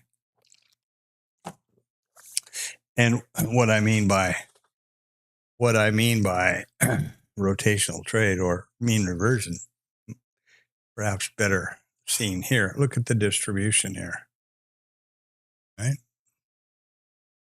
What have we been trading? Outside in, outside in, outside in, outside in. Here's the VPOC right there. Even all day. We had a little excursion down here to the south, and then the rest of the time, where's the trade been? Within that little bitty range right there, and that's why there's such a large, that's why there's the predominant, and just woke up, washed my tongue, whatever. The predominant distribution is right here. There was a little excursion to the south for whatever freaking reason at 11:30. Anyway, the idea is to vet your trade, which I talked about extensively in that trading as a business chapter or section. Then only trade those setups and stick to your rules that enhance your edge or the probability of a trade being successful, and or prevent doing stuff that would detract or reduce the probability of a trade being successful. It's all about edge. It's a random market. The outcome of the next trade is 50-50. So you want to try to do everything you can to achieve the probability or the expectancy or the edge, whatever word you want to call it, that you calculate and determine when you vet a particular setup and the parameters and the criteria that justify it.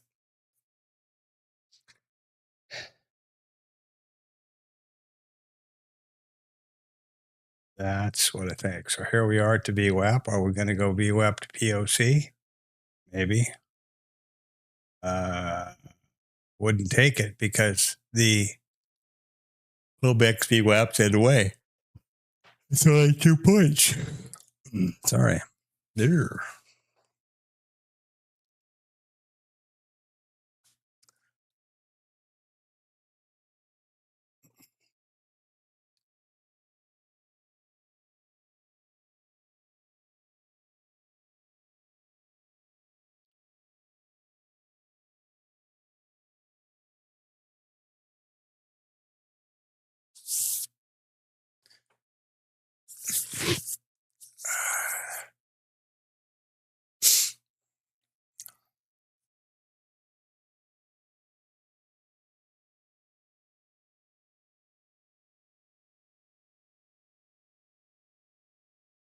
And there's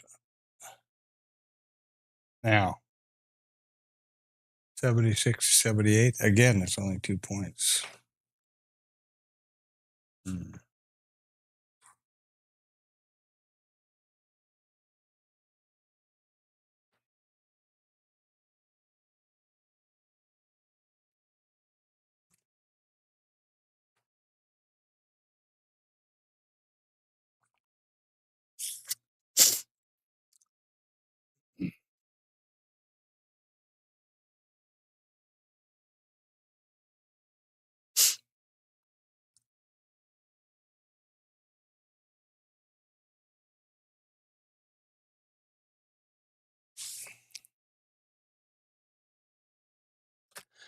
Another piece to this puzzle is that the importance of risk to reward, to carry on with the idea of that. And we're going to go up here now and take the VWAP to VPOC is likely to hit. But the thing that's so important about the risk reward ratio in asymmetric trades is that it's really, really hard to become successful, consistently profitable with a 1-to-1 risk reward ratio. And it's just pretty simple math. Again, you take 2 stops in a row. You've got to have 3 winning trades in a row to be even and up 1.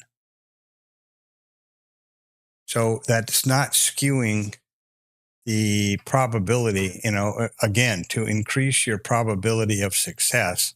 Well, if you find when you vet a trade, if you vet a trade that's got higher than 1-to-1 risk reward, then you're increasing your odds of success because you're minimizing, you're making, it's the old story, let your winners run and you cut your losses short. Same idea. It's, there you are to the VPOC. So that VWAP to VPOC trade worked out right to the tick and would have been a reasonable one to take. It was 4 points, 4.5 points. Now, where's it going to go? That's the problem. I couldn't take it because the Globex VWAP was in the way. And it's scaled right here. So you're scaled now in risk neutral. So you're not an idiot. You don't move your stop away from your entry, and you got a couple of choices now. Do you bring your stop up to your entry?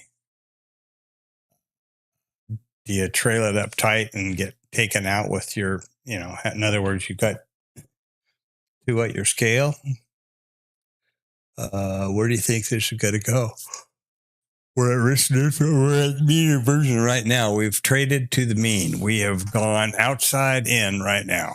And from down here, if you didn't pay any attention to risk reward, you'd have all of these opportunities to say, oh boy, I went long here. The rear view mirror trading, like it's the stock and trade of all the internet gurus. Well, I saw it come down here and test, and then it tested up and came back, and we couldn't get any sellers, and this is exhaustion from 21-to-1, and there's no seller stepping in, and I went long here and traded up. And that's all of that stuff is right. And that's 8 points, and it's going higher, perhaps. But until I changed my trade plan, which you never change your trade plan in the middle of a trading session, you review it and trade it away from the market for logical reasons that aren't emotionally driven by your monkey mind, which we all have and which you never get away from.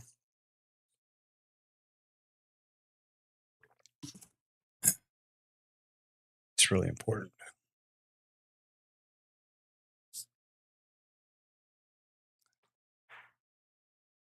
And I guess that's something worth saying too. You never control your emotions, and your emotions never go away. They are hardwired into you for over thousands of years, or hundreds of years, or thousands actually, years of evolution. What you do is recognize them and don't act on them. You don't act. FOMO's never going to go away, but you sure as hell better not act on FOMO. I mean, you don't pee your pants, right? So it's just like, let's grow, be a big boy or girl. And I still do it sometimes.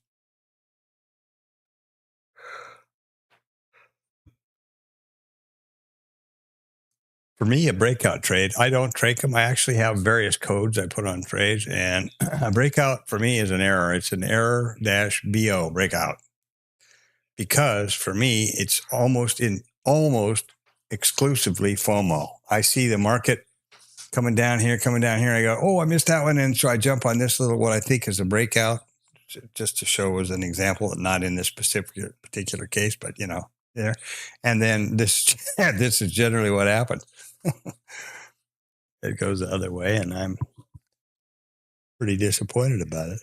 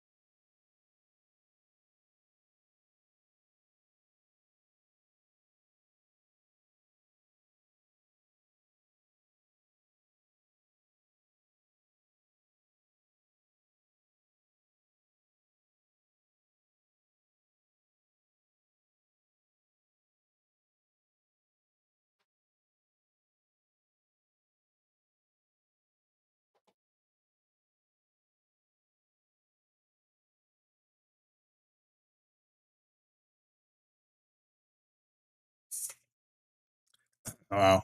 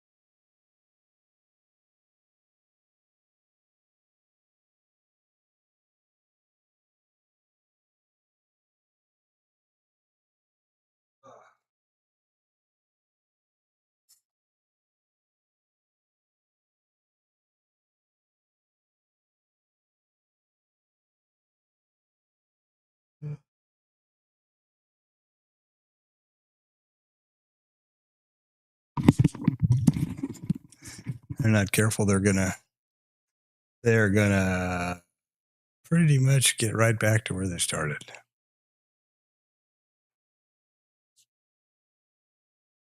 This kind of day is always always interesting to me, where it's just nothing but pure absolute speculation.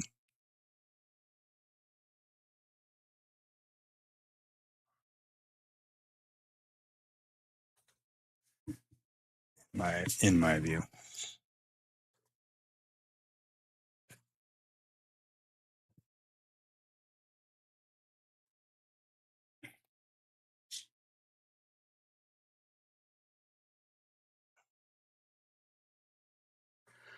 Oh boy.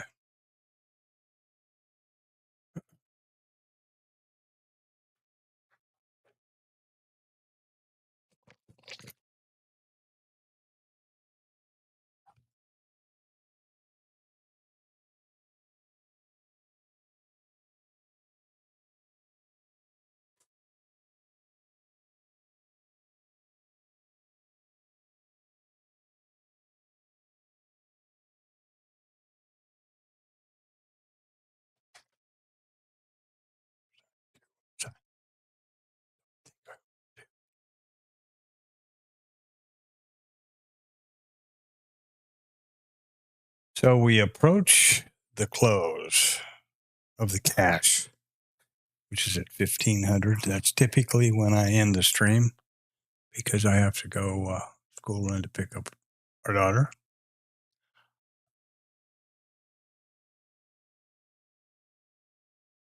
So that's that.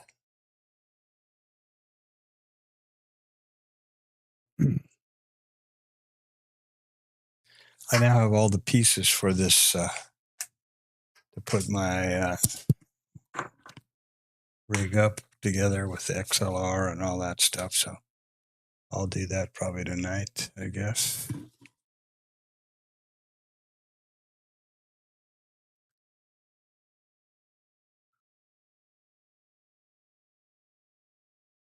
So saying you're off, right?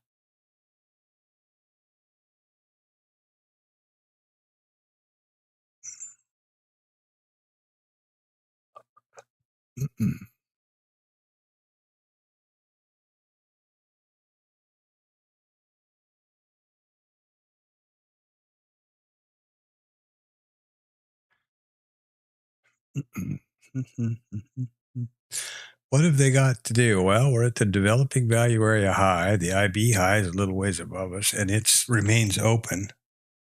So we haven't gotten up to or created a neutral day where they take out both IB high and low. The IB high was taken out right here. Remember, 930 is where it sets, which is right here somewhere. This was actually officially taken out right here. Yeah, 940.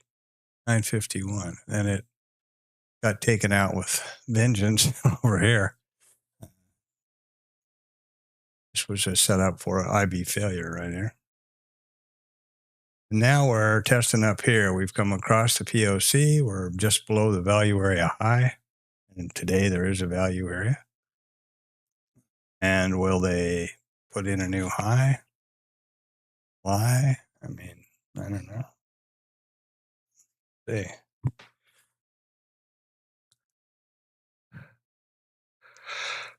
That's an interesting statistic, however. In this open higher in range day,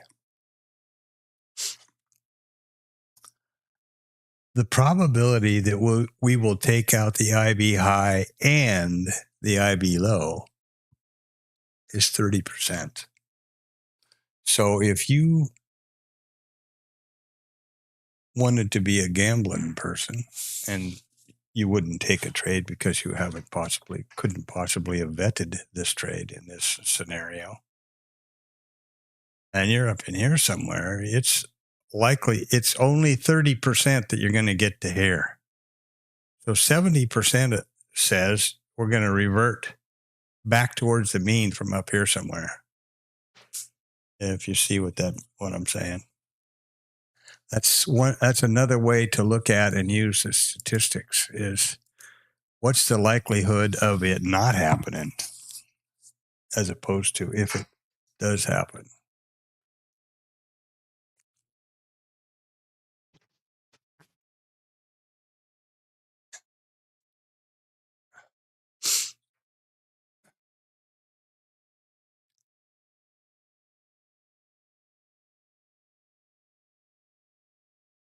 That's stupid. I do know what that thing is.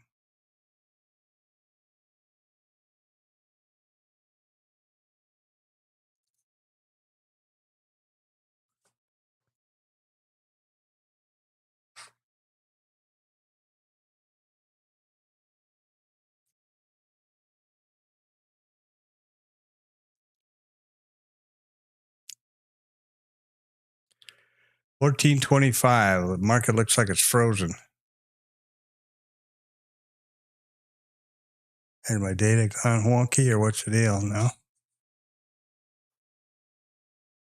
Talk about lack of action here. It just sat there and didn't move for that whole time.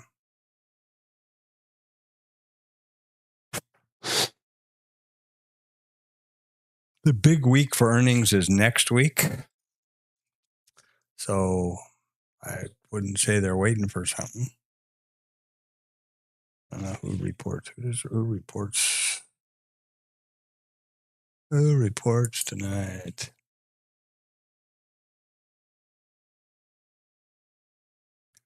Well, it's a pretty big list today. It keeps increasing, but what do we got? Northrop growing, Nasdaq, Dow.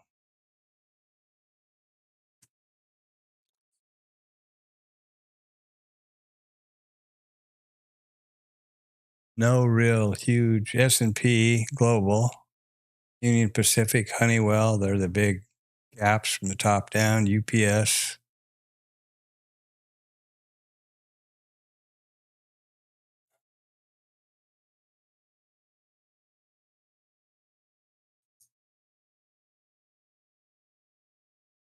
So those are the big.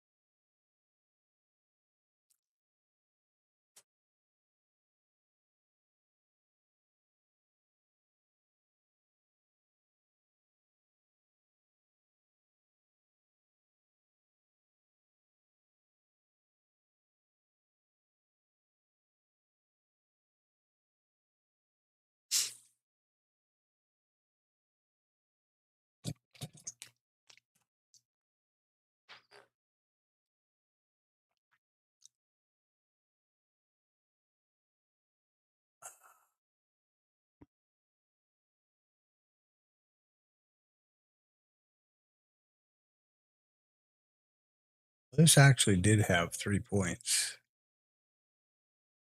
What's that? To be some sort of something in there. Mirroring God noises around here.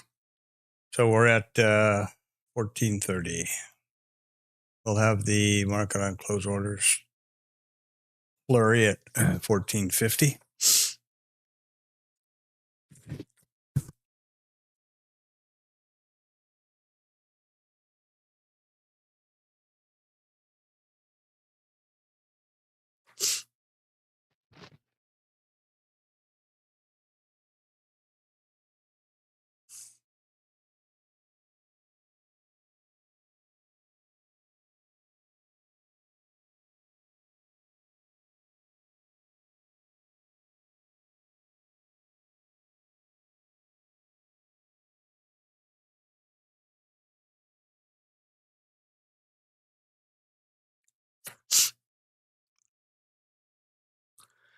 Now you start to think about, okay, is it going to, that 30% I was talking about,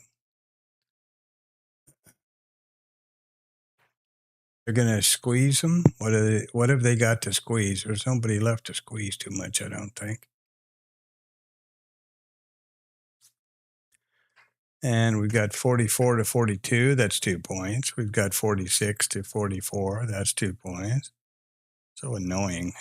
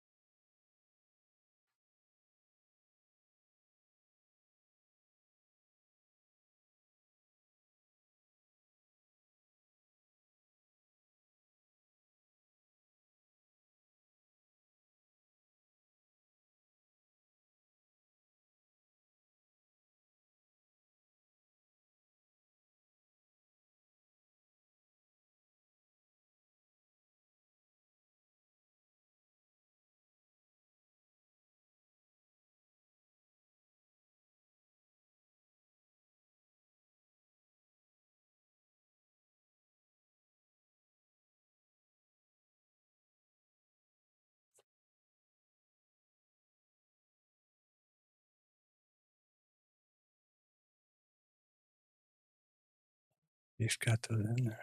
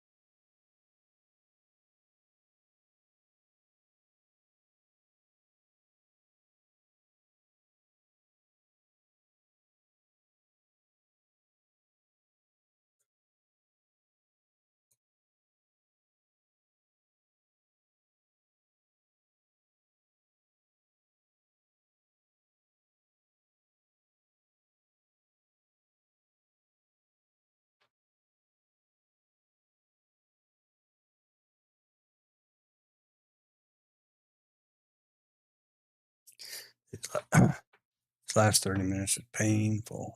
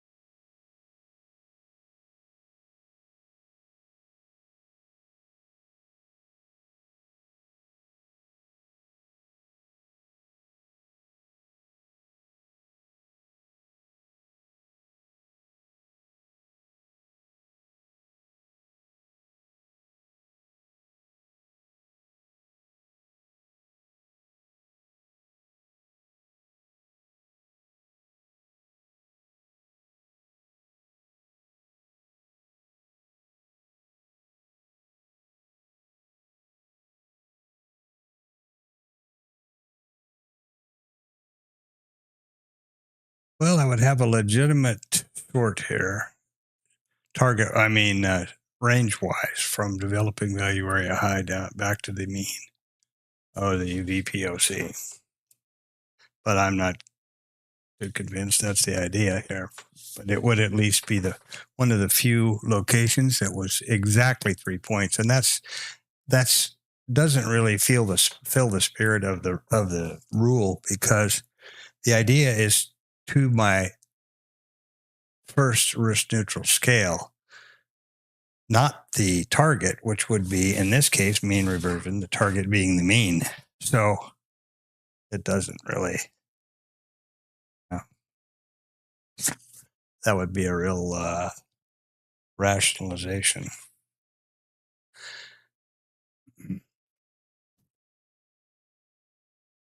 Oh boy.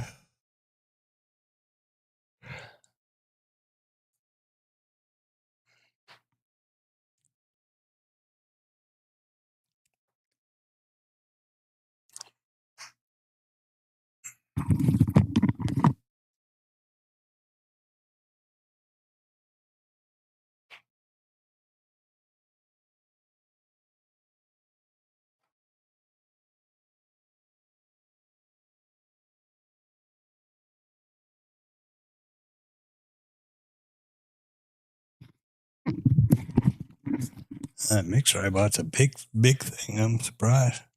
And it said it was an open box. That was the price I got. It's definitely not ever been opened.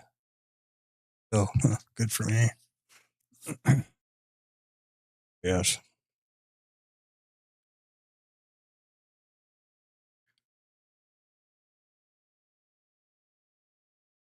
Okay.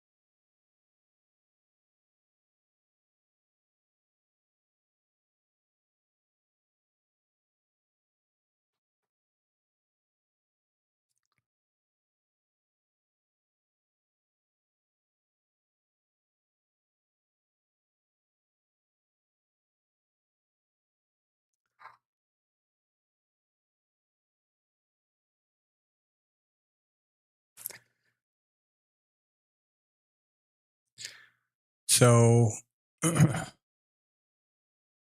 we approached the 1450 marker, which is the first market on close orders. And there's always a big flurry there, or usually always a big flurry there. The minute I say always, of course, there won't be one.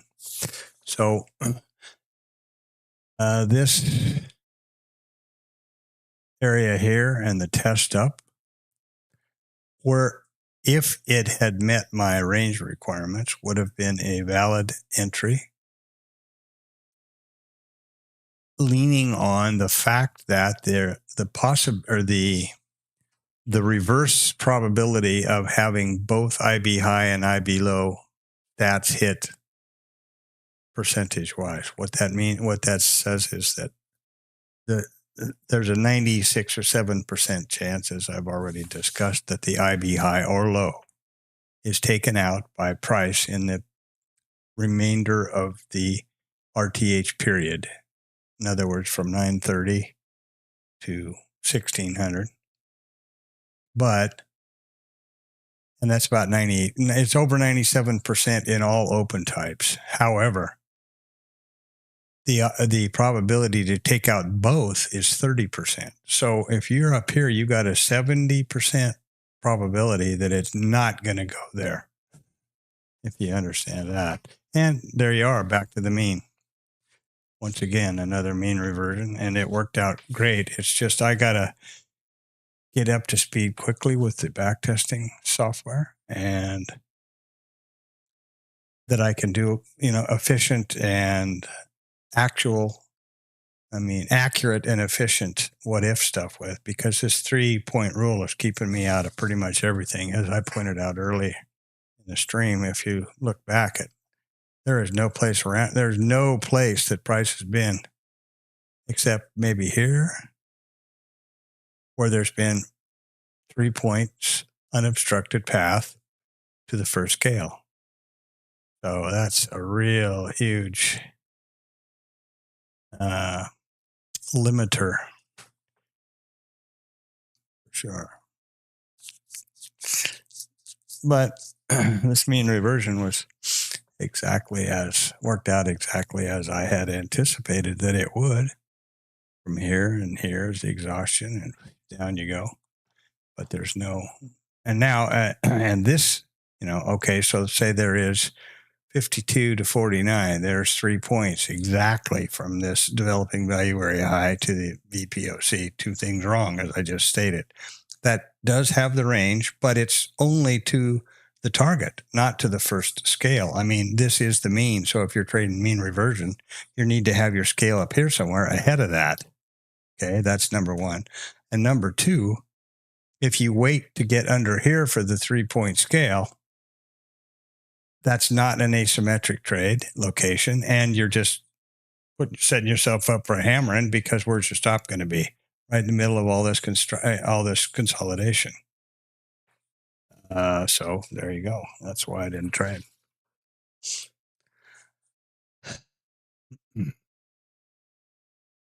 And, trading in the rearview mirror like most of the gurus do. Yeah, I saw it pop up here, and that was a scissor, I don't know, splinter top or word they make up for it. It came back up and tested. Yeah, that's true. It did all those things. 272 out. That's funny that doesn't have a volume up here, but I kind of find that hard to believe, actually. There we go. Okay, so we had 95 out there, and then we come back up here and we take out 13. We had 98 out, 13 out, no shot, nothing above it, and then you could justify that as a trigger if there was the range. And here's another thing that's fun to watch. What about here? There's only one out there. Is that the trigger? Because if you're on the hard right edge, what's the market going to do from here? You have no idea. Maybe this one is going to mean it's going to come straight down. That's the difference between rearview mirror trading and all the things, the stock and trade of most of the internet gurus, and really trading. When you're on that, where's it going right now? What's the next stop? Where's the next price going to be from here? Exactly. Going to be up, it's going to go down. Well, what it's going to do is what you know mathematically, statistically, is the probability of the next trade is 50-50. Period. And it's a random market. So you try to set up, it's mandatory if you're going to have a trading business to do as I described in that section. Trading is a business, not a video game or gambling. And you have to identify and properly vet a setup and the criteria away from the live market, on some sort of backtesting software. And you have to realize that future results are not indicative of, or past results are not indicative of future results or past history or whatever the hell it's called, however they say that. But it's all you got to go on, right? I mean, that's all you can do. So that's the same as the statistics that we use here. That's historical data. So that's all you can do. Anyway, you have to vet the trade and the setup, and then in the real market, and identify that it has a positive statistical edge. And then in the real market, in the live market, you take every one of those that present themselves and you lean on the law of large numbers to manifest the edge, the percentage of edge to your account. Just like Jim Simmons and Renaissance Technology, just like Dalio, just like all the big major hedge funds and traders, and like every casino. That's the business model.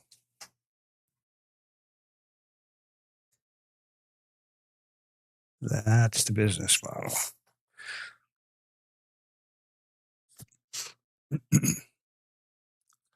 And I will be really happy when I have that properly identified data set, vetted trade, and set up, and I will gladly share it right here on my stream, because this is my virtual journal, and that's the whole point.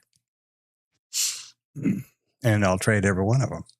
If I eat my own dog food, it's like I have a 3-point range requirement, and I sit here and watch the market go all day for days at a time and don't take a trade, unless sometimes I just get FOMO'd out and enter something stupid and take a stop usually.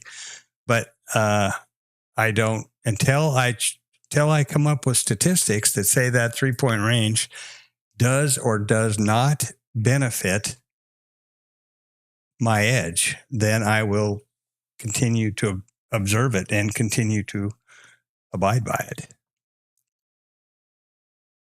There's the 1450, not much of a pop, a little bit.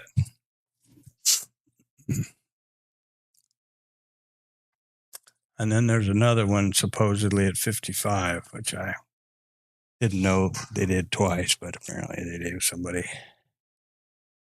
said so. And I have no reason to doubt them. Excuse me. Well, it looks like I've got my fun cut out for me. I've got my Mackie DLZ Creator SX. I've got my Shure M7B. I think I've got the right cabling and stuff. And I've had an Elgato wave arm and stuff for a while. So, well, what all of this means is I'll be converting over to all XLR sound stuff and a proper board so that I can mute the mic and do all that, rather than just using this. It's been a very effective thing for more than a year or so. This Logitech G Pro headset. And this whole thing with the mic may be a giant pain in the ass, because like right now, I'm moving around, stepping back. I only have stand-up desks. I don't ever sit down during the day. I have 2 stand-up desks and an L. Rack 1, 2, 3, 4, 5, 6 monitors. 4 of them on a rack. My trading monitors are 2 32-inch 4Ks. and then another 27 high res vertical that's got the OBS and stuff on it. And then around the corner from that is another 32 4K that has my another workstation on it where I do the T-Lab and things. And my other work is on 2 top monitors on the rack. The in front of me is a rack of 4 monitors. It's the other 2. And I have 3 keyboards and a couple 3 mice, and there you go. But the point of all this is I move around a lot, and with the headset on, my face to mic proximity doesn't ever change. So I think I have fairly constant audio. And that will not be the case. That won't be possible anymore with the new XLR mic setup. Got to be right standing there on it. So we'll see how that works. By golly.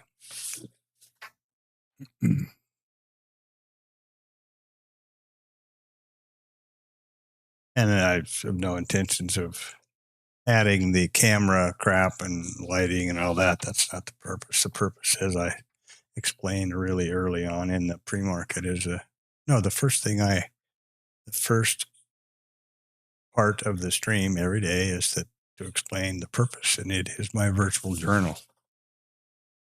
I also have to have an ending soon screen. I got to cut that too. A couple things, but that's not important. That's just for the stream itself. But the purpose of the stream is my virtual journal. So that's got nothing to do with my picture. That's, I want to be a big shot.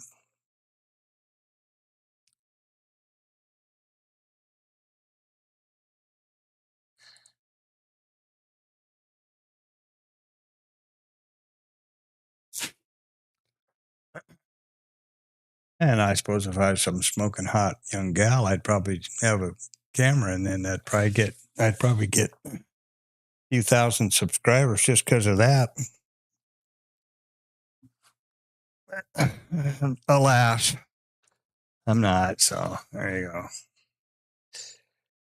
Well, we've got 6 minutes till this stream is going to shut off. The alarm's going to go off, and I'm going to go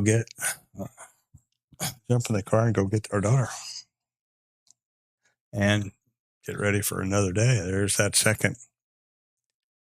Well, that wasn't at 55, so I don't know what that's about, but there you go.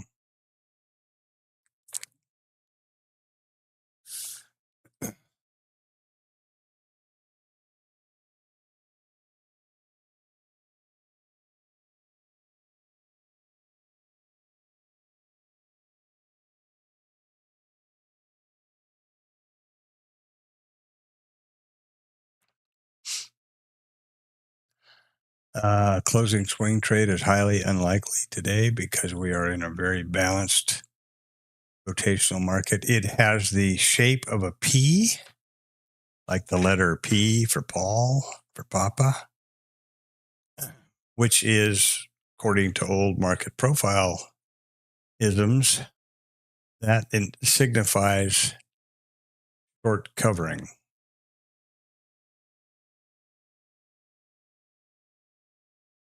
And conversely, a B, small b shape, indicates long liquidation.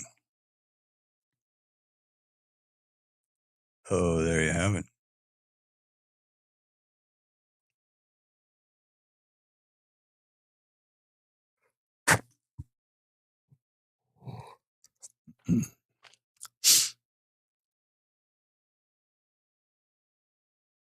Okay, 4 minutes into the deal, and we are pretty damn close to the open. So this has been one entire day of market speculation. There's the open. Here we trade. Except for this little excursion into no man's land down there, this has been one tight wind up of consolidation.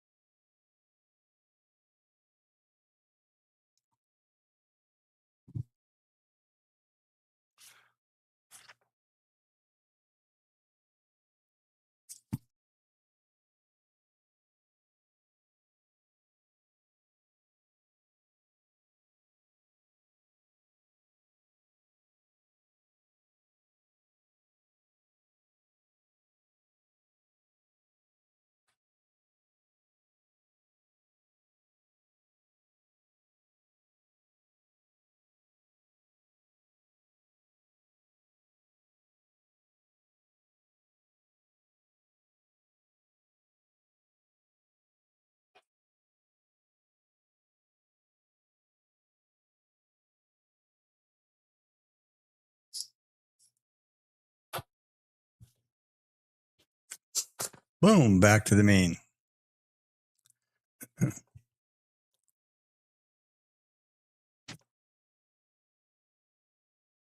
And I suppose they're not going to get too far away from that now into the close of the cash, which is 1,500.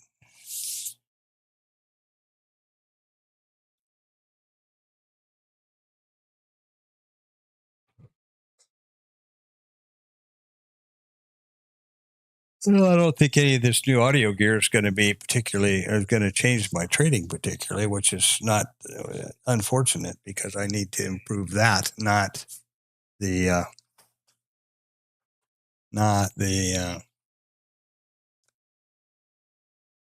radio radio quality. And I just have to figure out. I've been so focused, and part of my rigidity about trading is the fact that I don't have a vetted trade. And I'm be absolutely honest about that. I haven't done it. I have not eaten my own dog food, and it's not that I haven't tried. I've trying to teach myself Python and a bunch of stuff, which is just seeming to be pretty. Like going down that rabbit hole that you don't want to. I don't want to be an expert Python coder. I want to vet a trade. Which means, but in order to do that, you have to. And because I haven't been able to find anything anywhere that does that, I guess some genius ought to build one, and I guess he'd make $1 zillion. I don't know. That's a problem. And to go back, a possibility is that my concept of parameters is way too rigid. But, if you were to go back, there we go, 3:00. If you were to go back and vet, now these lines here are when it starts to consolidate trades, and you see that this high volume spike right here is overwhelming this book map, and that's I find pretty strange. I haven't been able to figure out with those guys what to do. I think I have. This is about them, except for a real big thread ripper or something. This is about the most powerful machine I could get at the time, and I build my own, so all the parts were handpicked and put in there by me. And I sure as hell didn't expect to have any issues around that. And there we go, 3:00. So that means the great and powerful Oz is off. Till tomorrow. See you then.